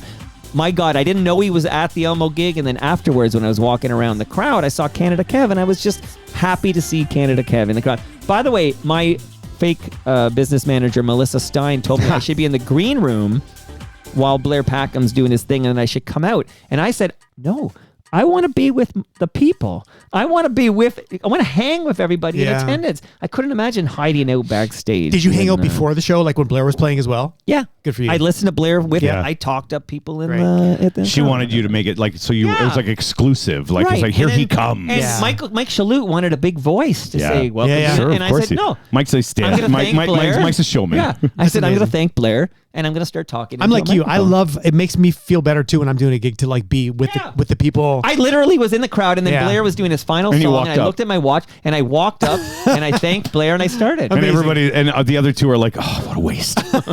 Shout out to Leslie Taylor. She was there with Cousin Jano. Apparently, Cousin Jano was not going to be there until Stu Stone and I just assumed she'd be there, and then she felt shamed into Sure. forking over $65. So Well, thank you yeah. to Cousin Jano. Mike is here. We talked about him earlier. Moose Grumpy is on the live stream. Always love to hear from Moose Grumpy. And I'm going to ask Bob Willette. Let's if he do is not the country one, not the Okay, first I one. know which one because Yeah. you and I talked about this many times. Yeah, we've talked about this song. We're many both fans times. of this Yes, remix. yes. Speaking of Andy. Yes, exactly. That's why, and you just brought that up. So in 1990 was the first time I saw a huge concert. Yeah. What was that, Sky Dome? And it was the Step by Step tour of New Kids on the Block with Paula Abdul and Heavy D and the Boys opening. Wow. And I went with my girlfriend at the time as a 14-year-old. You were 14? Yeah, I was 14. God. And we had floors. He's younger than me. And I always enjoyed pop music. I can still remember listening to the Top 6 at 6 preview on 680 News at lunchtime. I'd come home from lunch and at one point I like how you called it 680 News. did I say 680 News? I'm sorry. At 680 CFTR. Hold on, time out. I'm going to lose power here. Oh, I don't, are you not plugged in? I am plugged in, so give me a second here. What's going on? What's going on? Yeah, hold on. That would not be good. Yeah, I'm going to lose power, so we have to We got to stop down here. fuck everything. I just saw. I've never had this before. No, so is it? There it goes. Okay, it was All right. almost actually. I just because it went red and it was Yeah. coming Oh, and it's it's ready to always go. plugged in. Is it so still recording? You know what? One of the things to go on Apple products is the connector. Yeah. Yeah, you can get a little dust in there, you get a little, and it can really mess it up. And it's been saying for a long time, but I said this in my one-man show that I'm a device hoarder. Like I hold on as long as possible. Yeah. But it says service recommended. Oh, maybe you Power were so, source. so it's like the lights going on your dashboard. Of Yeah. Oh, I ignored on my Check your Protege, catalytic that converter. light was on for I think it was on for 17 years. Yeah, nice. Yeah. Okay. That's I don't know. Okay, if I that's something think to I'm be proud plugged of. in, so we shouldn't lose. Yeah. Check things engine here, light. But that That'd was be scary something. for a Is it still moment. recording? We're definitely It recording. didn't pause like for emergency. No, we didn't lose anything. All We're right. fine. We're fine. So I can remember being in 88. I'm 12 years old. I'm coming home for lunch, and back in the day, you'd watch the Flintstones at noon at lunch. But at a certain point, I stopped watching the Flintstones and started listening to 680 CFTR. Because I loved Tom Rivers in the morning. I loved Mike Cooper in the afternoon. Me too. And the 510 Stupid Joke of the Day, all that stuff. Anyhow, I can always remember hearing, this is 87, 88 is when Hangin' Tough comes out. Yes. And hearing New Kids on the Block stuff. And everybody, of course, that's... And then, pardon the language, but in 1988, everybody at school, that music's gay, blah, blah, blah. But I was like, I just like it. It's good pop music. I've always liked them. And they went through all kinds, everything they did. And of course, they released this on the Step by Step album, which nobody knows this version of it, but go ahead. It's so bad, this one. I'm sorry. So this is the original of Games. Yeah, the Wizard of Oz song. I also listened to 680 at this time, and I enjoyed it. Please don't go, girl. Please Don't Go Girl, Cover Girl, I can remember. Yeah. She's my cover girl. And of course, the first one was Hangin' Tough. Hangin' Tough and The Right Stuff were huge. 1990, 89. This is Earlier. So this is 90. This is the second album. So this is the second album. This is 90. The second famous album. Yeah. Was there one before? There's in 86 it did nothing, and then Hangin' Tough came out and it did it. That's like Nirvana. Nobody knows Bleach. Knew Bleach. Yeah, it's true. true. Never mind. Okay. Oh yeah, that's the first time those two bands have ever been compared. Yeah. New Kids on the Block first album, very similar to Bleach. They both know melodies. Yeah. They do. So this was the first one. We're positive. Okay, let's get to the big one. You ready? Then it gets the remix album, which you think normally you put out a remix album. If you listen to Bare Naked Ladies, that in the first album, Gordon, they talk about a remix album. They make fun of people. But however, this is so much better. Okay. On the other side, can I shout out my favorite remix album of all time? Of course you can. On the other side. Here we go. Ready, guys? No More Games is about positivity. Hey, now. You can do the rap that Positivity is not about being soft. It's about being smart. You suckers. Is that Donnie Wahlberg? Yep. He was in my house. Yeah, that's right. Good luck. He was in town recently for that stuff. Was he? He films here a lot. Well, Andy went to Stockholm. I'm not. Yeah. I can see her reaction on the chat right now. She's very happy. Get in there. Okay, there she is. Here we go.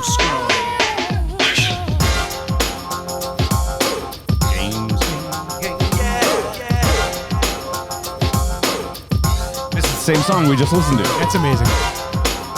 Again, a lot of high bells, eh? Like in the remix. It's all those high tambourines and Yeah, it's cowbells. got that Belle Biv DeVoe vibe. Yes, totally. Same era. Yeah. Poison. Yeah. Well, I mean, Maurice Starr, all those guys, DJ Freeze, they're all like, you got Boyz II Men, Belle Biv DeVoe. All new edition. Yeah. They all came from that. Maurice Starr is all the middle of all that. It's a little Young MC too. Young MC, yeah. Wouldn't last too long. We're going to lose Canada Kev with this one. I think it's a good remix. I don't know. I'm with you. It's a great remix because this song is good and the album cut is boring. Yep. I'm with you. And the video was huge. The video was huge on this. I was at the Budweiser stage for Paula You Abdul. saw. You were. and I would have gone to Kids that on the show. Block. Yeah. I was there. Okay. Think of what we gotta hear. This is one bit. Oh, Here we go. CNC Music Factory did most of the remixes on that album. I believe this. Yeah. That's One of them Freedom. is dead too. Freedom. Yeah, Freedom Williams. That's it. Yeah. Yeah. Okay. So my favorite remix album of all time is Vital Idol, which was a remix that was album good. of Billy Idol's Yes. greatest hits. I remember that. Loved it so Is that much. the one that has the live version of Moni Moni? Yeah, and that's the version. I had the 45. I think I have to go through this crate at some point this summer and dig up these old things and put them on display here. Yes. But I hated the original Moni Moni cover. Not hated. I didn't care for the original Moni Moni cover by Billy Idol, but that live version, The live that was version single, changed it all. I fucking loved it. Yep. It's so good. Steve is good. Stevens, I believe, was the guitar guy on that. Okay. Yeah. We're just singing our song. Yeah, there you go. Did you know Jonathan was gay? At the time, I mean, I thought they were all gay. But Yeah, that's right. Dating Tiffany. Yeah, and they didn't. I think they dated for like 2 years and never had sex. She said, yeah, and then she did Playboy. That's your first red. Your warning. Your red flag. That's a red flag right there. Yeah, 2 There might be years something. with Tiffany and no sex. Yeah, So maybe, I think we're alone now. She kept saying. That's right. By this, that's a cover by the same artist who did Moni Moni. That's right. Oh. So there was a moment in Top 40 Radio when a cover of that guy Tommy in the Tommy Shondell, Tommy James, and Tommy James and the Shondells. That guy. He basically, I believe, Moni Moni replaced I Think We're Alone Now at number one on the Billboard. Wow, there you go. Thank you very much. What year was that? 87, 88, wow. I'd say. Wouldn't you? Because we're 87 five maybe? bad brothers from the Beantown yeah. land. Don't sell out, so get the hell out. We can do it our way. Who gives a damn about the Critics say, you said we wouldn't last at a time of past. Said we're just a flash, but we're still kicking They would not They'd never say swear that. on this song, and there's, You're still so kicking hard. Come on. You suckers. All right, there you go. I want All the right. version. Okay, Okay, thank you for kicking Yeah, those yeah. games, which is a great remix. You're welcome, here. Andy. boy. Boom, boom, boom, boom, boom, boom, boom. Okay, I'm going to kick out another song. That's the White Lines bass line, right? That it sounds like White. Yeah, for sure. Oh, yeah. Well, more on that later. Okay. So I'm going to kick out a song, the original version by this artist. Okay, here we go. Well, actually, you know what? Oh, yeah. Oh, yeah. That's a good one. That's a great one. Yeah. I am sitting in the morning at the diner on the corner. I am waiting at the counter for the man to pour the coffee, and he fills it only halfway. And before I even argue, he is looking out the window at somebody coming in. It is always nice to see you, says the man behind the counter to the woman who has come in. She is shaking her umbrella, and I look the other way as they are kissing their hellos, and I'm pretending not to see them, and instead I pour the milk. So this song, this is the original, okay? It's a cappella. So she released this on an album? Yeah, it was on Solitude Standing, which was her big album, her 1987. Speaking of the 80s, a lot of 80s in this episode. It was a single in Europe, and it was the follow-up. So a couple of fun facts. This is the follow-up to a certain song we all know. My name is... Huge. You're Rob Preuss. You don't remember? My name is... Yeah, Prince loved this song, too. Is that Eminem? My name is... My name is... Yeah. Apparently, Prince wrote a letter to Suzanne and told her how much he loved this song. This always reminds me of Martika. You know? Oh! Toy Soldiers. What's sampled by Eminem. Boom! Wow. Martika was on Kids. Comes back. Martika was on Kids Incorporated. That's right. Kids Inc. Yes. Fun fact. Yeah. This jam, which by the way I loved at the time, but of course it's a very sad story. It's a very sad song. Yeah. I don't know why I sounded Swedish there, but it's a very sad song. Hey Rob, so I haven't played obviously the remix yet, but I'm going to bring this down so Rob Preuss can share. What was it? You're going to tell a story about this song? No, just that Prince wrote a letter to Suzanne Vega. Well, read the letter while I go through. Read the letter. I got to look for the letter. No, wait, we're not even listening to the song you're doing, though. Oh, yeah. Okay. It's you have to turn it up. Can you hardly hear it? I'll go over it. I got it. I try not to talk too loud. Or you just turn it down and talk about Mike behind his So back. Mike's in the bathroom presently. Yep. One beer and coffee, and that's it. Yeah. Oh, you're welcome, Andy. And Jeremy Hopkins says the first song to be made into an MP3 was what? The Games Luca. remix? I think it was Suzanne Luca. Vega. Yeah. Suzanne Vega even recorded Tom's Diner on a cylinder Tom's record Diner, right. at the Edison Museum in New Jersey. Wow. See, this is why I need to have Jeremy Hopkins on my show, I on my know. podcast. He thinks Jeremy, I wouldn't let him talk thinks he away. owns Jeremy yeah, Hopkins. you know what, Jeremy? I wouldn't let Mike talk to you. Jeremy's a man of the people. Yeah, For the people. You're way. And he wears a nice hat. Oh my God, it's style. Yeah. Absolutely. I want to be one of those people. I have a really nice like big brown fedora thing. Do It you? almost looks like. It would look good on you, I bet. Well, I've worn it a couple times. I wore it to like the Grey Cup with a fur coat, and I was like, I want to be that guy. I know. but I can't pull it off. I don't know. You can. You just have to do it. You just have to own it, right? Yeah. Do it and don't think about it. Yeah. Jeremy, I had that as a mind blow. Come on, brother. I had that as a mind blow. Well, so it's not such a mind blow. Apparently, he knew it. Well, a lot of people know But it. you don't think that he's you think he's just vegetable. No, I said he's you not. You called him a I said- vegetable. Why you call the man a vegetable? Oh, isn't that the Beach Boys song you like, Rob? I'm Preuss? taking up my vegetables. There you go. With Paul McCartney chewing celery. That's right. Right. Okay, Luca. Goodbye, Luca. Sadly, Luca's no longer with us. By the way, this album I referenced, so that That hurts. shout out to Really Phenom. So, Solitude Standing, the second studio album by Suzanne Vega, included the a cappella, the original version of Tom's Diner. That's really so. cool. Here's a mind blow before we get to the thing. Couple mind blows. One is, did you know the Tom's Diner she wrote that song about is Monk's Coffee Shop from Seinfeld? I knew you were No. going to say that. That's Really? bullshit. Come on. Is it Honestly, true? 100. Would I? Bob, Well, I'm where'd hurt. you Would I where'd lie you hear to it? right now? Where'd you hear it? Where'd you read it? I good sources on the internet confirmed that. Oh, it's on the internet. Oh, then good it's true. sources. Good sources. Okay, it's on the internet. It's true. The internet, you have to check your sources. I don't know. Yeah. It is 100%. It is 100% sure. It's called Tom's Restaurant. Yeah. It's in Manhattan. Yeah. You ever been there, Bob? I gotta go. I've been there. Yeah. I've it is seen a mid Well, I am 20th coming for century sure, by the diner way. on the northeast corner of Broadway and West 112th Street. Yeah. It's up there. She was frequently there in the early 80s when so she was funny. going to Barnard College. Yeah. She wrote that song, and then years later, that exact same diner became famous as a location used for the exterior scenes of Monk's Cafe in Seinfeld. It's the funniest thing when you're up there. So Tom's on Broadway. Diner is about the same. It's about the That's Seinfeld weird. diner. That's so funny. Okay, it's that's a weird when you fact. see it in real life and you're like, that looks so familiar. But also, this album, I have a lot to say here, guys. Oh, This album, Solitude Standing, had 2 versions of Tom's Diner on it. The original one we just played, but there was a part 2 or something. Yeah, this is what played later. Oh, jeez.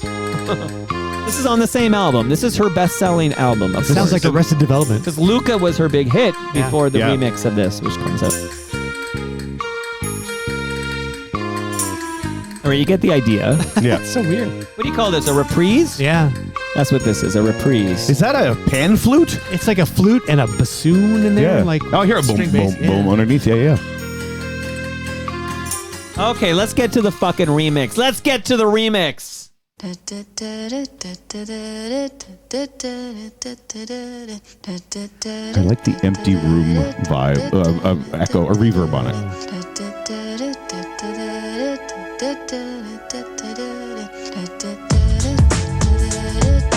Also, same It's beat. soul to soul. Same beat. Back to I remixed it. Or I've done it on the extra ball Have for you? sure. Oh yeah. Keep These on together? moving. Yeah, keep on moving. back Yep. to Don't stop. reality. Keep on moving. Don't stop. That little horn. It's not horns, but Yeah. Sitting Yeah. in the morning at the diner on the corner. I am waiting at the counter for the man to pour the coffee, and he fills it. Did He she could have been release pouring. this? He could have been pouring that coffee for George Costanza I know, or and Jerry Seinfeld did- and Elaine Bennis. Did she And do maybe this even remix Kramer. no, herself? DNA did it. So what else DNA. did? Do you know what So- anything else DNA did? DNA, which by the way is a British producers, Wow. they did this in 1990. Okay, that's Yeah. DNA, and DNA also. Yeah, I was gonna say. I think I know a couple others. What else have they done that we might know? Well, I'm glad you asked. I thought yeah. you'd never asked. Yeah, okay, nothing else you've heard of. Okay, Shocked by Kylie Minogue. Oh, okay. Do you know Shocked by Kylie Minogue? Not really. I mean, no. I mean, I really only Sharon know. Red had a song called "Can You Handle It" that they remixed.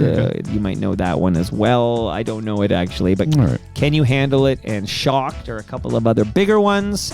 There's a group called Tongue in Cheek. They had a song called "Forget Me Not" with a dollar sign Not at the end Patrice of not. Russian. No. No, not Forget Me Nots. And one lad, their final hurrah in 1992 was "Summer Breeze" by Jeffrey Williams. So Okay. this is So their this is big their thing. biggest hit. So this is it. Yeah. Okay. Yeah. Never mind. I mean, they did do nothing I heard of, but they did Vanessa L. Williams, "Running Back to You." Okay, but bottom line is, this is the one we're talking about. It is Yeah.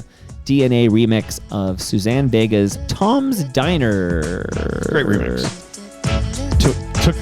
Took Suzanne Vega to a whole new audience. Totally. And it fit right in with the sound of the time. Also, it means we big time. can't talk about her as a one-hit wonder now. Yeah. No, She's not got at 2 all. hits. She has 2 right? hits. Yeah.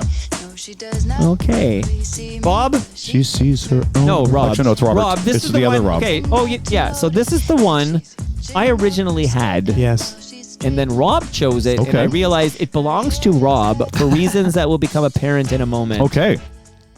Okay, so I'm just making sure I play the right version. Hold on here. There's the names are very similar. I needed to do a better job. Stand by Saving. here. Jeez. Oh, I hope I don't jeez. blow this. I think okay. I sent it in the order. I don't know if you loaded Well, let them me in. listen, and I might have to shut it down. Hold on. Okay. Let's make sure I didn't screw this up. Okay, I'm on a roll. I'm on a time to roll. go It's time to solo. go solo. Rolling. My 5.0. Where's your remix of with Vanilla my Ice? rag top? Because the original's so Nope. good. No, I know what's going on here. I know what's going on. Okay, that's Can you name that hold on. song in one? Yes, I can. Yeah, Yes, I I can. know. Yes, 100% I can. That's the original. The album version? Yeah. Is this- yeah. Open the album too, which is so weird. Yeah. Right.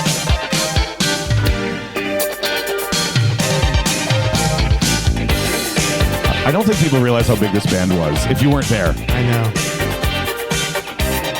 They were the Beatles of the 80s. Yeah. They were just, yeah. Like,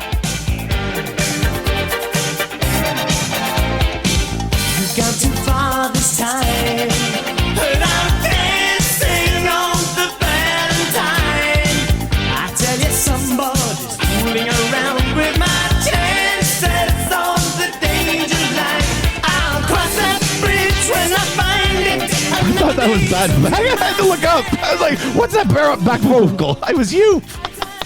I can sing. You Play the chorus for a second. I want to hear this original, but like how it sounds. It's your jam, brother. Why don't you use it? Try not to bruise it. Buy time, don't lose it. Why don't you use it? Try not to bruise it. Buy time, don't lose it.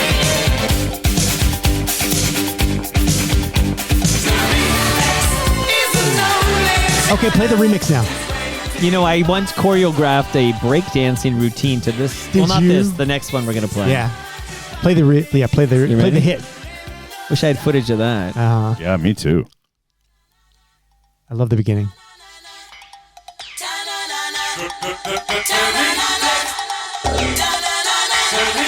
Much better.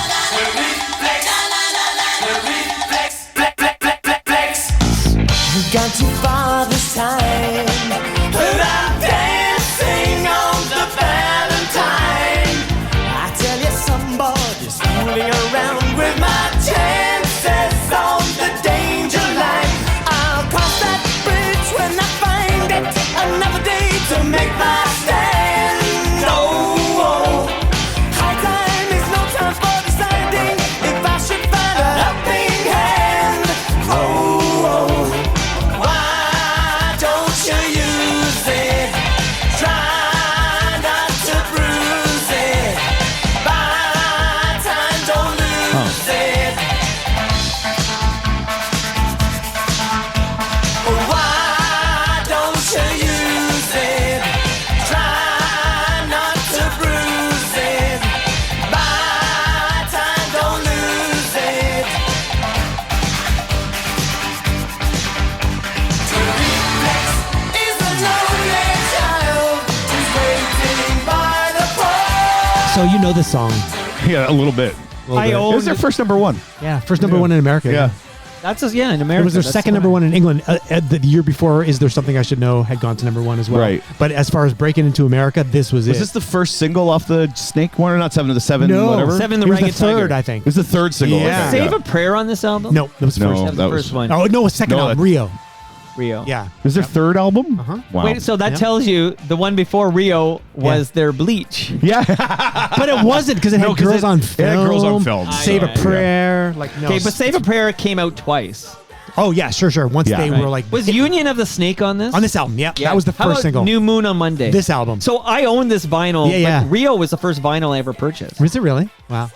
So so were you like in the studio while this got remixed? No, but because who remixed it? So Talk this to us. is Nile. This Yeah. is the Nile Rodgers remix. He did, he remixed That's a why whole I gave it to Rob. Yeah, I can see why. And Yeah. so it's weird because when I listen to it now and I think about being in the studio Yeah. with Nile and his engineer Jason Casaro, who's on? Yeah. was like his right hand man because Jason was running the board. He's doing the stuff, and now Jason and Nile was like the inspiration. Yeah. and Jason was like, sure, Nile, whatever. And, Yeah. But Jason was really the creative mind. So with Nile is the what's his name? Rick Rubin. Totally. Like, Nile's Rick Rubin Yes. saying do this, and the technical guy's the one who actually executes Yep, it. because Jason. because listening to the original and then listening to this again, what I really hear is what Nile took away from the original. Because all the elements were there. Nile's beauty was to listen to it and go, "Oh, you don't need that. Get rid of that, and let's turn up this." So all these things Yeah. were already in the original Duran Duran version. Right. He just sort of emphasized certain things, but then he brought in the sampling with the flap, Yeah. and all that kind of stuff. That was He brand made it new. very much of the moment. Totally, totally. So the story, So cool. the story that I heard on the internet, which must be true, is that so when we worked with Nile in the summer of '83, that fall he did NXS Original Sin, and he took a lot of the techniques that he did with us, and he did that one single with NXS, and then Duran Duran heard NXS, and we're like, that's really cool. Let's get Nile. Dream on Blackboard. Yes, Black- that was the song. So then they got him to do this version, and I met these guys in March of '84 when they were doing the video for the song. And tell about the video for Well, the the song. video- It's a Oh, fun so the fact. video was done at Maple Leaf Gardens. Yep. March the 5th, I believe. Yeah. So they did huge sold out show. Yeah, my they did 2 or 3 my nights. best friend's older sister was at Really? the show. Oh yeah, I was at that show. So earlier that day, Earl Jive and Beverly Hills and I were in the Four Seasons Nice. for a CFNY That's fun. interview. And it was Simon and Nick and John. Wow. And Earl was recording for a CFNY thing. And I gave Nick two cassettes of our Spoons albums, Arias and Symphonies and Talkback. And he's like, oh, yeah, we just did the song with Niall, and we're making a video tonight. And so it was like this weird meeting of the worlds, you know? It's amazing. Yeah. Confluence. Crazy. Yeah. You know what? It was probably a good idea for you to let him have this one, Mike. I happily handed it over on a silver platter. Yeah. But it's weird to listen to it now He's because... drifting to his right, by the way. I know. He's moving away from me. Am I? I know. Does That's Bob fine. smell? No, not at all. It smells good. Okay, well, get closer. Get a little closer. Don't be shy. Don't be shy. With Get a Aaron little extra closer. dry. That's right. I think the It's fine. You know what? Maybe your No, basement I mean- is off kilter. It's not Maybe. a TV show. No, That's it's not. true. No, Yeah, you just- it's fine. There's It no will live cameras on. in That's the amazing. studio. That was really cool. As It soon was as I really saw cool. Niall was involved in that. Yeah. Like, I mean, he's still doing stuff, right? Oh yeah, I mean he's touring tons now. Yeah. I mean I saw him a couple years ago open for Duran Duran, which was unbelievable. Yeah. because he basically Is that does at it- the tennis Forest Hill stadium? Stadium. Yeah. Yep. Oh, That's where my son's graduation is in 2 weeks' time. Where? no, at York. Sobe Stadium. Oh, Oh, the Sobe York Stadium. version of Oh, it. yeah. It's the Queens one. That's right in Queens. Yeah, What did you call it? I heard Sobe Stadium. Forest Hill Forest Stadium. Hill Stadium. Why did I hear Sobe Stadium? Maybe Because I'm it's thinking here. of my It's good. son's, Maybe it's good branding. Thinking of my son's We call it. competition. I call it the soup because they call it the bowl. Really? We have a bunch of concerts up there. Yeah. The Indie 88 is presenting, and I call it the soup bowl. What's the place Bruno Mars is playing now? Rogers. My wife is there on Saturday. Really? Rogers scaffolding. I call it. Somebody I saw online said that they heard it like 10 kilometers away. Yeah. They were like, Well, was the other- Wasn't that like Midtown Gord? was it Gord? I can't remember The other now. one you say online, but that's it was in right. the FOTM. Well, Yeah, I'll tell you that's what. right. The other night in the East End of Toronto, so there's Woodbine Park where they've had Bestival there. I saw the Cure at Woodbine Park. Wow. Yeah, it was amazing. Grimes was there. Anyhow, they had it's called Electric Island is a festival that happens here in the city. Happens on the island for some, but they actually had the Electric Island like preview weekend last weekend during Victoria Day weekend. Yeah. And it was so loud. Wow. I heard it at Main and Danforth, which is like Well, do you want to hear it's on crazy. this note is that I heard very clearly from my bedroom where the magic happens. I heard Drake's fireworks when he was doing his, from Harborfront. Yeah. Really? Oh yeah, I could hear that because there's nothing in between. Yeah.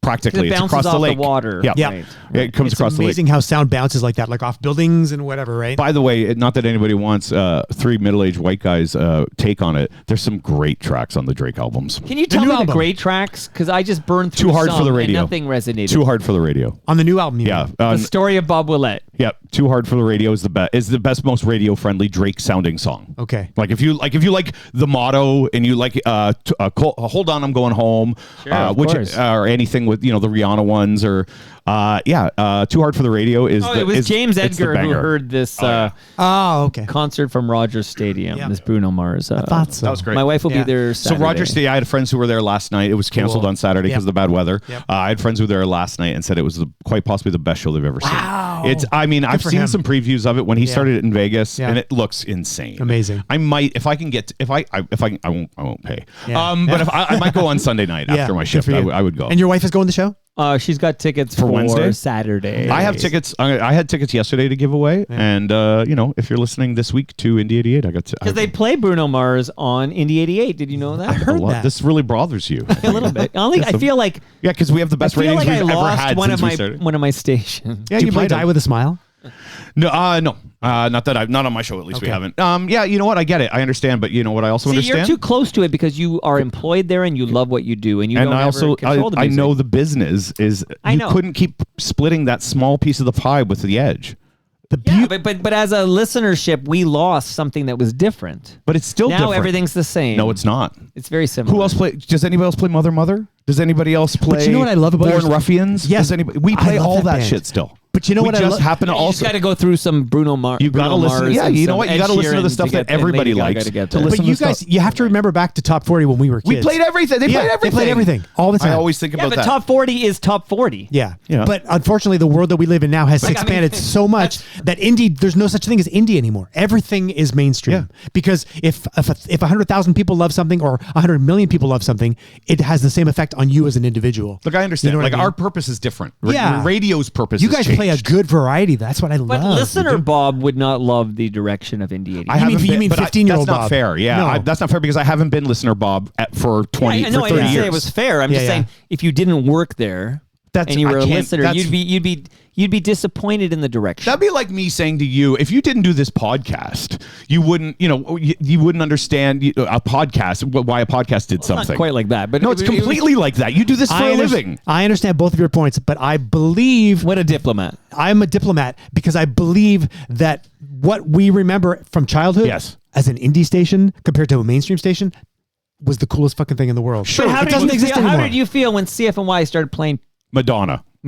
Well, I wasn't listening at or that George point. Michael. I already Yeah, was. see, but- he's, or the you Shep can excuse Pettibone yourself. remix of Hard Day. Yeah, no, but for me as a professional almost kicked it musician, I wanted to be played on CFNY. I didn't give a shit about anything. Yeah. And then when CKOC, But no one else would play you. Right. But when CKOC started playing us, I thought, wow, that's really cool. So now we're like mixed in with Journey and we're mixed in with Queen and whatever. Yeah. It's kind of cool because more people are listening to you. But I remember when Tears for Fears went to #1 on Billboard Top 100, Sure. and I was a little disappointed because I was like, Was "This it is Shout? What was it? Shout? It was Shout, Yeah. or Yeah. was it Everybody Wants to Rule the World? yeah, One of might those. have been Yeah. Yeah. But I remember being a Songs little from the Big disappointed because they were my CFNY band. They were for cool. 5 Yeah, years. yeah. I was like, fuck, now everybody knows who they are. This is when Modest Mouse went big with Float On. or Yeah. whatever. So you grow up and you have to realize, as long as people love your music, it's not taking anything away from you as an individual. So like what Indie 88 does is they play the coolest range of shit from our olden days to the modern stuff. Do I think the programming is perfect? No. No. But that's not my department anymore. You're in the business of making money. I'm in the business. No, see, now that makes me sound like a sellout.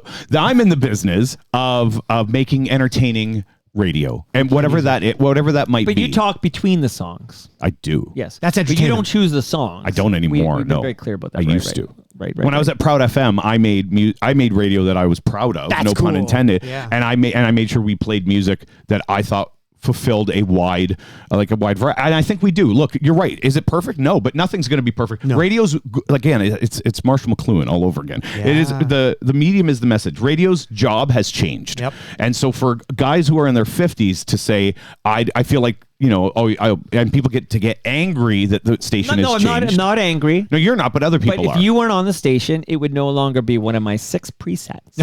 It's that different from what you. It's- So what it's were your just dramatically different. So what are your other? So I'll okay, tell what are you your them. I'll say- 5? Okay, I'll give you them all. Okay, and I'll try to go in order. Yeah, no. That's how I like to have them. Okay, so Indie 88, Yeah, CFNY, yeah, because they play all the stuff you 102.1. love still. Boom is on my presets. Yeah, they play stuff you love, just the stuff you love. Q107. Also, only play. It's all the same music, man. Hits 97.7. Okay, they play new rock, but you're gone when that plays. April Wine plays on there. I need to hear that Glorious Sun song about being Oxycontin, addicted to Oxycontin. Yes. What's that called? That's I fucking love that song. that album's amazing. Young Beauties and Fools is amazing. When that song, and now my youngest has got into it, but it's funny to hear her sing the line about Oxycontin. Who is It's that? like, It's Glorious Sons. Glorious Sons, Young yeah. Beauties and Fools they call is it the amazing. tax man. I lost my job and I got hooked on Oxycontin. They turned the It's called lights off. sawed-off They took shotgun. my car and Yeah. I bought a sawed-off shotgun. Wow. Yeah. All right. Yeah, So that's anyway, fine. Those are all a fine big, radio That's a big stations. 97.7 jam. Huge. Over there. Okay. I think that's in 99.1 because I listen to a lot of CBC Radio 1. That's my presets. Yeah, that's good. Yeah. So you're saying something else. What would be there if it The wasn't Rock. 88.1? 94.9? You can't get it here.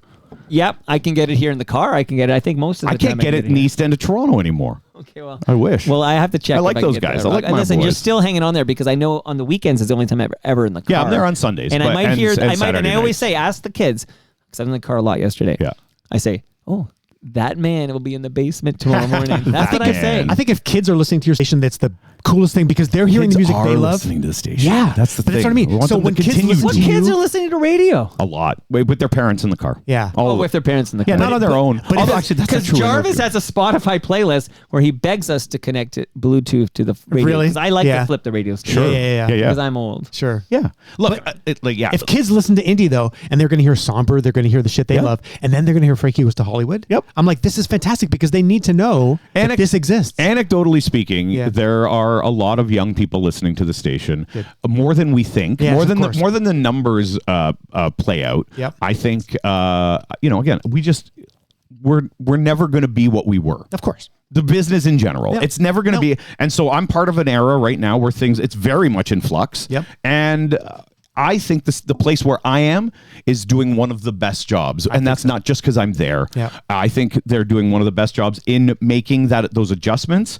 And I, blow my own horn. I also think I'm doing things that nobody else does on the radio. Saturday nights. Saturday You're nights also is one. not targeting 51-year-olds. Yes, we are. Oh, you are?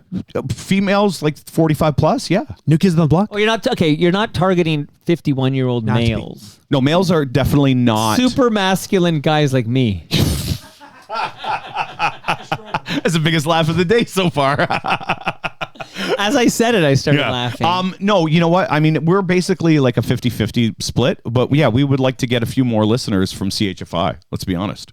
A few more female listeners. Station that's never been on my presets. No, but it's also the #1 radio station by a mile. No, I know, I get it, but I don't think any 51. I mean, I'm saying any. Yeah. But it's not that they're not targeting 51-year-old males on CHFI. But you know what? Michelle Butterly, by the way, lives down the street. She's lovely. She's very good at what she does. She walks Gracie. I see her. I heard her on Gracie. Chime FM in Kitchener while I was driving around. There you go. Wow. Okay. Because they got her doing shows all across the country. I like the radio talk because We're such nerds. I know this is so inside baseball. Sorry. Again, 4 kids, so this is a small sample size, right? But the 24-year-old and 22-year-old have never had a favorite touch radio. No, never had a favorite radio station. No. And unless they're in the car with me, the 12-year-old and 10-year-old don't listen to any radio. No. The 12-year-old is recently become obsessed with Spotify. Yeah. I don't even have a Spotify account, but his mom got him one.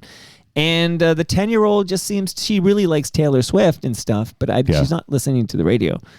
But again, when I'm driving, like I was on the weekend, I preset until I don't. And again, unless you're talking, I avoid all talk. Like once I hear best of, except unless it's on CBC. Who's the morning show? Well, that's different, yeah.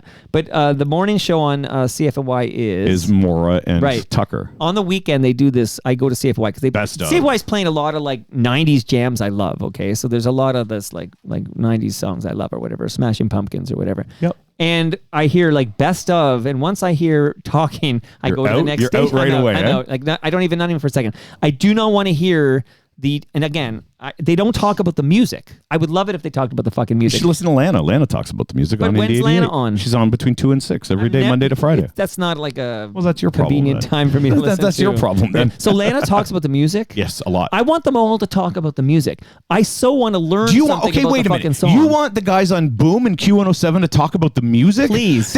Those songs are fucking so old. But Bob, this 3-hour experience we're creating as we speak. Oh, you think the corporate owners are going to let them talk as long as we do? I didn't say that. I said what I want. Like this show Toast almost exists because it's what I crave. Yeah. I want 3 people who know a little bit or a lot to sit down and when they play the song, talk about, because I have a fun fact about the Reflex because it was my song before Rob Preuss took it from me.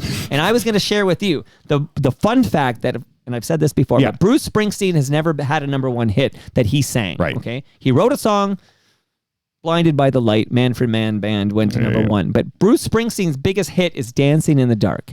It peaked at #2 because 2 songs blocked it from getting to #1.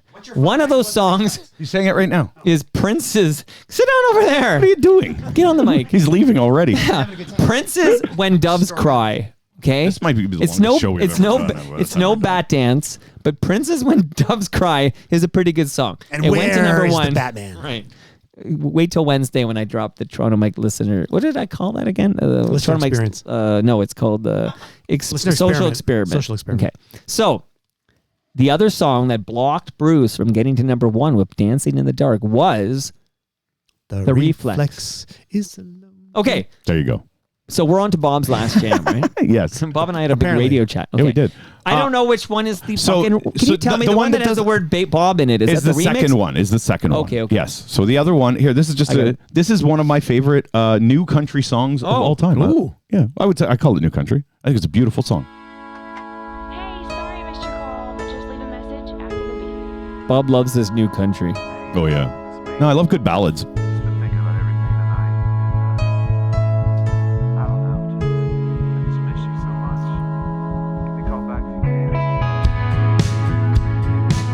This was a big hit. Song. Great song. It's a remix? No, this is the original. This is the original? Yeah. Okay. 2010. Yeah.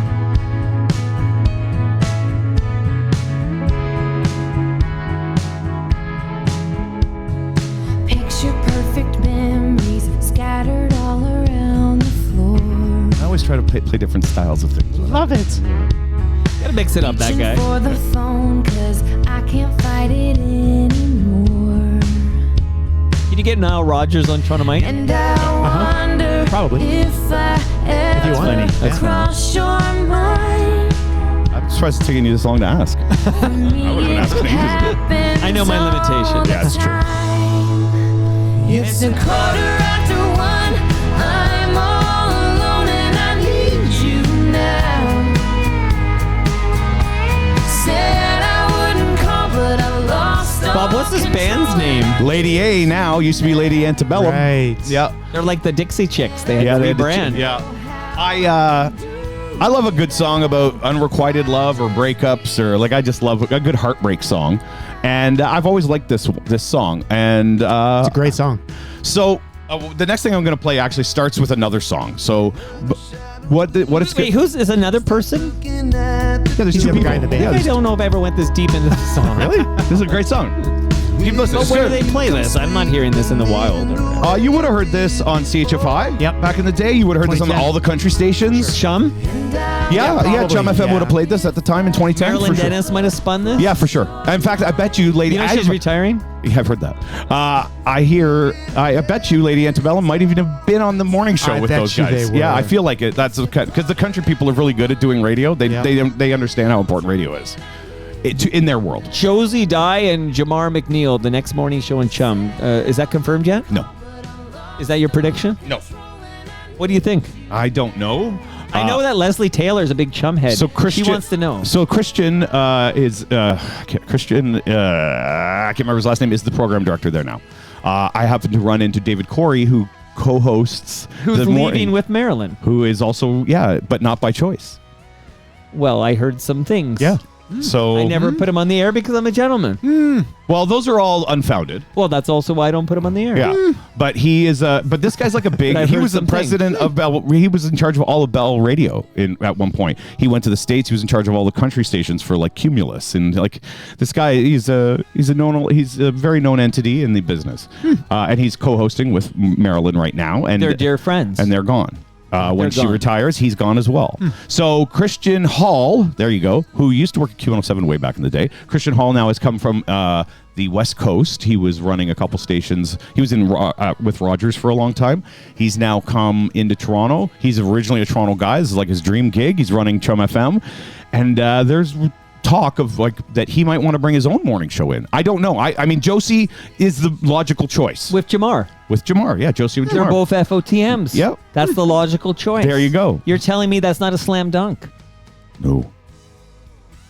Rob's like, what are we talking about? That's I'm okay. digging You're not it. a Toronto guy. This is very inside I like baseball, it, as but you I'm would say. interested in this. Yeah, no, I've heard it's. Look, and When is the last day and of Marilyn? Josie is a friend, so I'm not. I don't want to say I'm like She's lovely. starting rumors. I would consider Josie a friend of mine. So, but again, and this is all just rumor mongering at this point. Is I don't know that that's a slam dunk, as from what I've heard. Stay tuned because on Rewinder with Blair Packham, Yeah. we never did do that part. I need to do it now, and then we're going to play your remix, Bob. Yeah, We got to thank Blair Packham because 24 hours notice to be the opening act because Rob Preuss was buffing his ass off. He jumped in. It was amazing. amazing. And he was, and if you go to my YouTube, the Toronto Mike YouTube channel, Yeah. you can listen to the Blair Packham set. I listened to it. It sounds amazing. Yeah, it's Yeah. so good. And He's he amazing. pretended to be you at some point. He didn't play Romantic Traffic though. You know what? That is my one grievance. I'm going to file a grievance. With Did he Blair play? Did he Packham. end with Last of the Red Hot Fools? No, that was his penultimate jam. Okay. Yeah, I would imagine. Yeah. But that was a big one. Yeah, Like so people the were like, huge one. "Oh, I know the song," and I had to tell somebody named Jane. I said, "Jane, Yeah. that's his song. Yeah. He's not doing a That's cover not a cover. right now. He wrote I've it. been Yeah. a fool. Because he did that Jules Shear cover that. You're looking at me like I know. I'm what looking you're at you. I know because you're supposed to. Cyndi Lauper. Do you remember my connection to the Cyndi Last of the Red Hot Lauper, Fools? Remind us, and then I I'm going to I kick played out. bass on that song. But the version we hear on CFTR, Yeah, on the record. Sharon On the Taylor, record. the version Sharon Taylor would play on CFTR. Yeah. You're playing the bass on Playing that. the bass on that. That's fucking Synth mind bass. blowing. Yeah, I know. Okay, Oh, wow. Bob. Any words before Okay, the remix? so here's what I did. So this is from my very first mix I did on the Electric Ballroom. This is me playing the end of the song is it's Robin, Yeah. and then there's a little ID, and then it goes into the remix that I like to play. That's I just why want you to Bob hear is what in the title. I just want you to hear what it Okay, sounds I like. haven't So there you listened go. yet. Okay. Love this song. It's a great song. Exciting. The Electric Ballroom with Bob on Indie 88. Picture Perfect memories scattered all around the floor. Wow. Reaching for the phone 'cause I can't fight it anymore. And I wonder if I ever cross your mind. For me it happens all the time. It's a quarter after one, I'm all alone and I need you now. Said I wouldn't call but I've lost all control and I need you now. And I don't know how I can do without. I just need you now. There you go. So that's a good remix. Yeah, so this I think is the Jason Nevins remix, Okay. who did It's Like That, the Run DMC one. He's one of the biggest. I think it's I'll be honest, there's so many remixes. I actually don't remember which one this is, but I think it's the Jason Nevins remix. And what I like to do with it is like, I remember the year I was unemployed for almost a year in 24, and I was doing a lot of DJing. I was at Supermarket in Liberty quite a bit. That's how we got him, Rob. Was that the year you were going to be at the casino as well? I was at the casino, yeah, for a while, and then I was like, I'm out of here. But I would play. I learned very quickly that younger people, because I was playing like it was like a U of T party of like we're talking 19-year-olds. Wow. And I was playing some. They love this remix. Went over huge, and they probably didn't know the song. They just loved it right away. Well, I think they again. It's 2010. They were probably born when it came out. That song was everywhere. Yeah, really but they like. But you can dance to it now when you put a beat behind it. Of course. You know. So, anyways, that was my last remix. Nobody's gonna kick out Spaceman. I thought about Boomtown Boys. The Boomtown Boys remix. Yeah, because your FOTM Biff Naked also been on my podcast. She's a sweetheart. Yeah, the original Spaceman, harder guitars, and then the Boomtang Boys. Boomtang. Yeah, right. That is a great remix. But I thought you would have taken it. Didn't make the cut. No, there you go. Tough to make my cut. But there's a jam I'm about to kick out. But yeah, this was a big one. Okay. Yeah, it was fun. So that's again Saturday night. Listen to Bob. Love it. Fun fact before I kick out my last jam, which is that Charlie Angus was here on Friday. And oh no, everything's falling. Charlie Angus has a new album with the Grievous Angels called Revolution. This artwork. See it? Cool. Very reminiscent of the band you're about to play. This artwork is courtesy of Ron Hawkins. This is a Ron Hawkins. Is that a Ron original? That's a Ron original. He sells his art a lot. Yeah, I love. He's got some great stuff. Yeah, I had no idea. He has some amazing stuff. There's some small. Yeah, here, videos. give it to me. Here, I'll give it. That's amazing. There, put your thing up so I can see where we are. Live.Toronto. Yeah. Is that better? I'm gonna roll right into mine. Does yours fade out or does it just end? That just ends. Okay. There it goes. You didn't even have it up. I didn't have it on. Turn it on. before. Hey, wait. Well, people can see. There you go. All right, good. All right, I've been holding it up for a while. Don't be shy. There you go.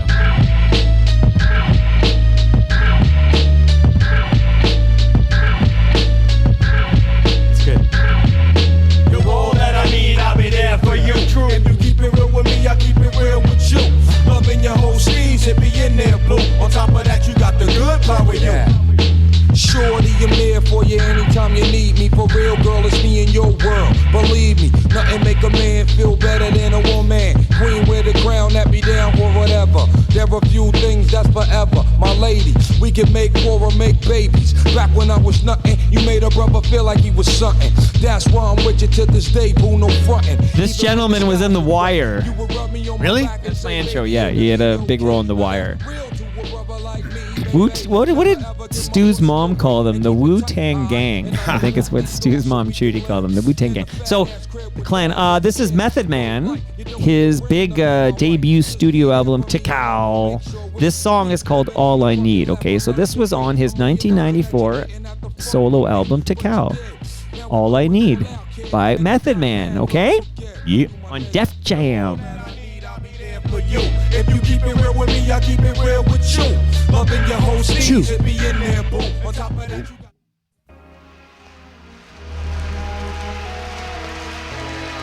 like sweet morning dew, I took one look at you, and it was plain to see you were my destiny. You're all I need, all I need to get by. To get by.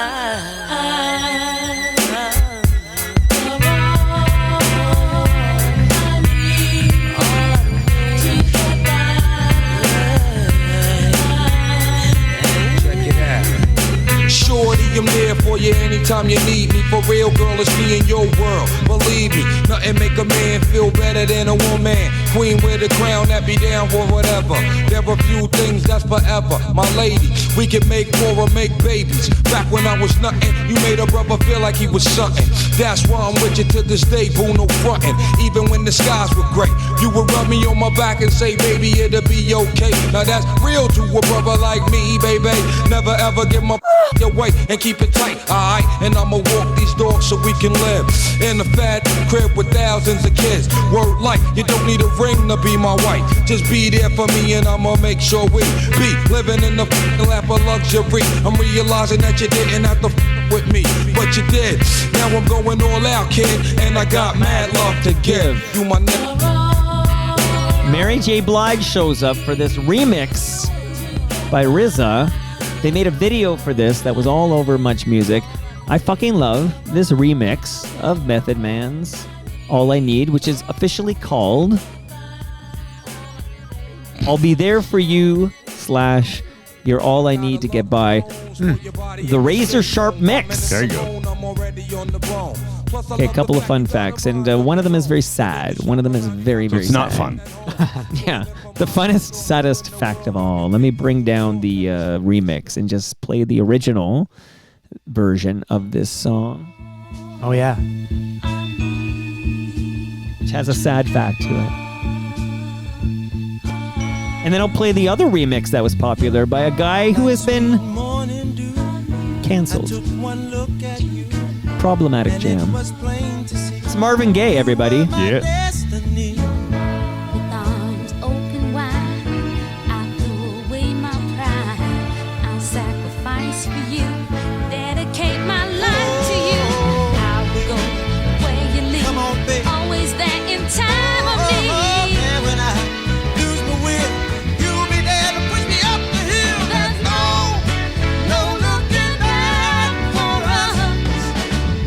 Rob, this is an Ashford and Simpson composition. Yep. Motown release. Marvin Gaye and Tammy Terrell was her name. Sadly, I'm using past tense for that. But this song came out in 1968.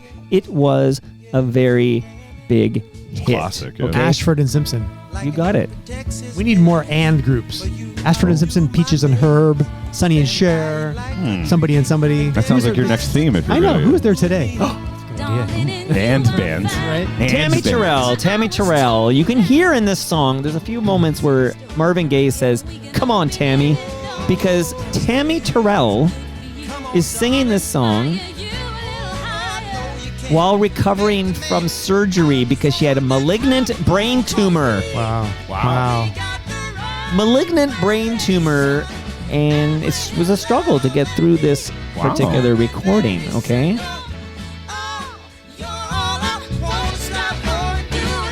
A year after the single came out, Marvin Gaye was performing it with Carla Thomas because Tammy Terrell is not well enough. And this was at the Apollo. But Tammy Terrell, in a wheelchair, was seated in the front row, and she began singing along. Wow. And Marvin Gaye left the stage and sang it with Tammy Terrell. It is her final performance before she died in March 1970. Is there footage? That was of on a that? TV show? This was live at the Apollo. I don't know if there's any footage. Oh, yeah. Well, I mean, Live at the Apollo became a Theater. show, Yeah, but sure. Okay, this is actually at the I'm gonna Apollo consult the Tube Theater of You. here. Check out the Tube of You. But sad, what happened to Tammy? She was very sick with a malignant brain tumor. But this was a big song. It was one of the big first Motown songs that didn't have the Motown sound. This is a more soulful, gospel-oriented theme. Okay. almost like those Atlantic Records. Who would have been like Otis? Right? No, was Otis on Atlantic? Yeah, it was like. Well, now you're bringing me back to Stax, and I feel like we need to do a Stax episode because Otis was on Stax Records, of course, but Carla Thomas too, of course. Yep. Of course. But okay, so the remixes. So the one I like is that Razor Sharp mix, and that's the one that had the video, and I really liked it with Mary J. Blige and Method Man from The Wire. But there was another big remix of that song. I'm just going to play it because what the fuck, why not? But this guy is problematic. So we'll just play a bit of this remix. And then we'll say goodbye to everybody. It's been a long show. Wilson Pickett is who I meant. Sorry. Wilson Sorry. Pickett. I had this minute.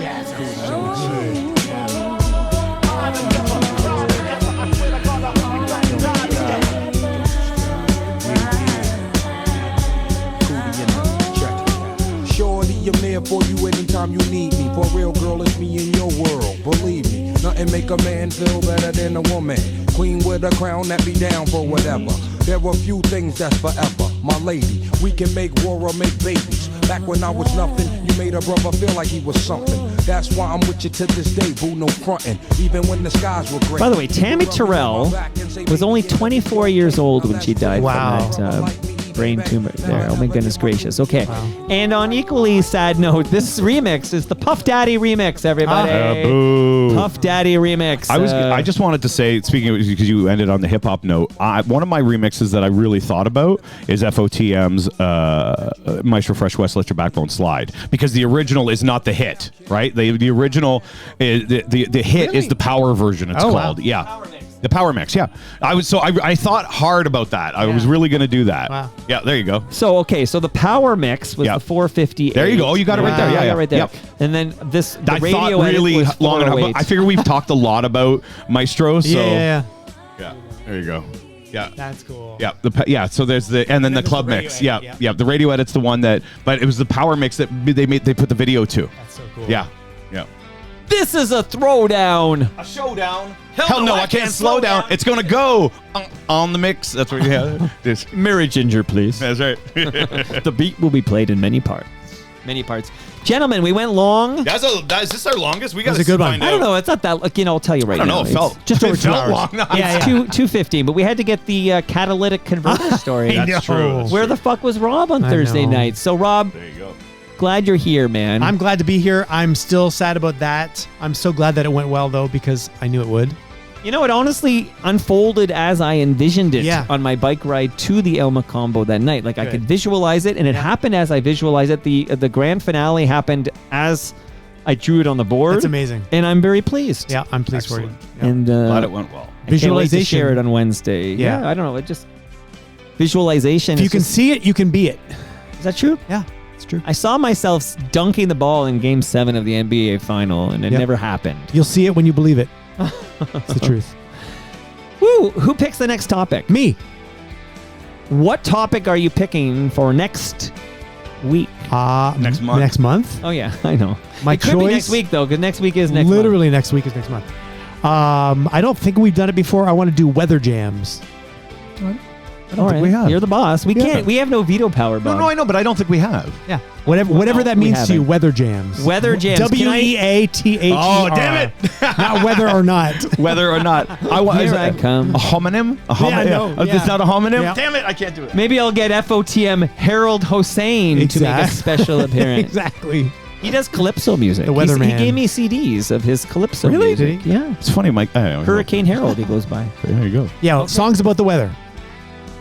Songs about the... No, you just said weather jams. Weather jams. Yeah, you can't Okay. give us that Okay, little thing. okay. Weather jams. Okay, I'm looking forward to kicking out weather jams in June, my birthday month. That's There you right. go. Are you two able to make the TMLX 22 Been on looking June at the 25th? calendar. It's a Thursday, 6 to 9 at That would Great give us Lakes another Brewery. full month between episodes. I'm getting a haircut earlier that day. Are you? My barber is flying in from I might be able to, actually. New Brunswick. What time is that? Oh, no, you know what? We'll talk. Bob's Bail. We're going to talk. There's a dance competition He's buffing. Oh, in it's Nottawasaga. always something. I don't know if I'll be there or not or whatever. I don't know. We'll see.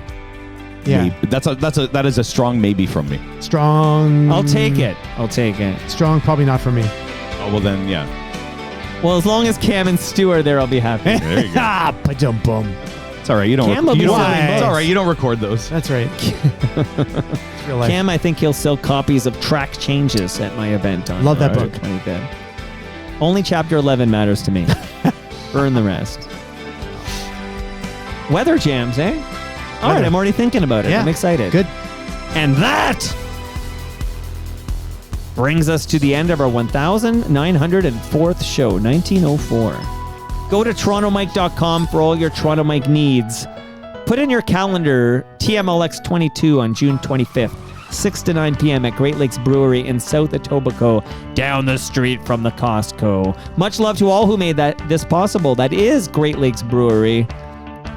Palma Pasta, Toronto Maple Leafs Baseball, get to Christy Pitts, Nick Ianni's, RecycleMyElectronics.ca, and Ridley Funeral Home. Rob, did you get the new and improved measuring tape last time? Yeah, I got one already. All right, well, you got another one, brother. New and improved for you. Okay, Yeah, I'll save it. I give you. See you all. I'm going to Montreal, but I'm recording later today with Adam Bunch. I'll drop that tomorrow. Adam Bunch. Bunch of fun. Tomorrow morning. See you then. Oh, Canada.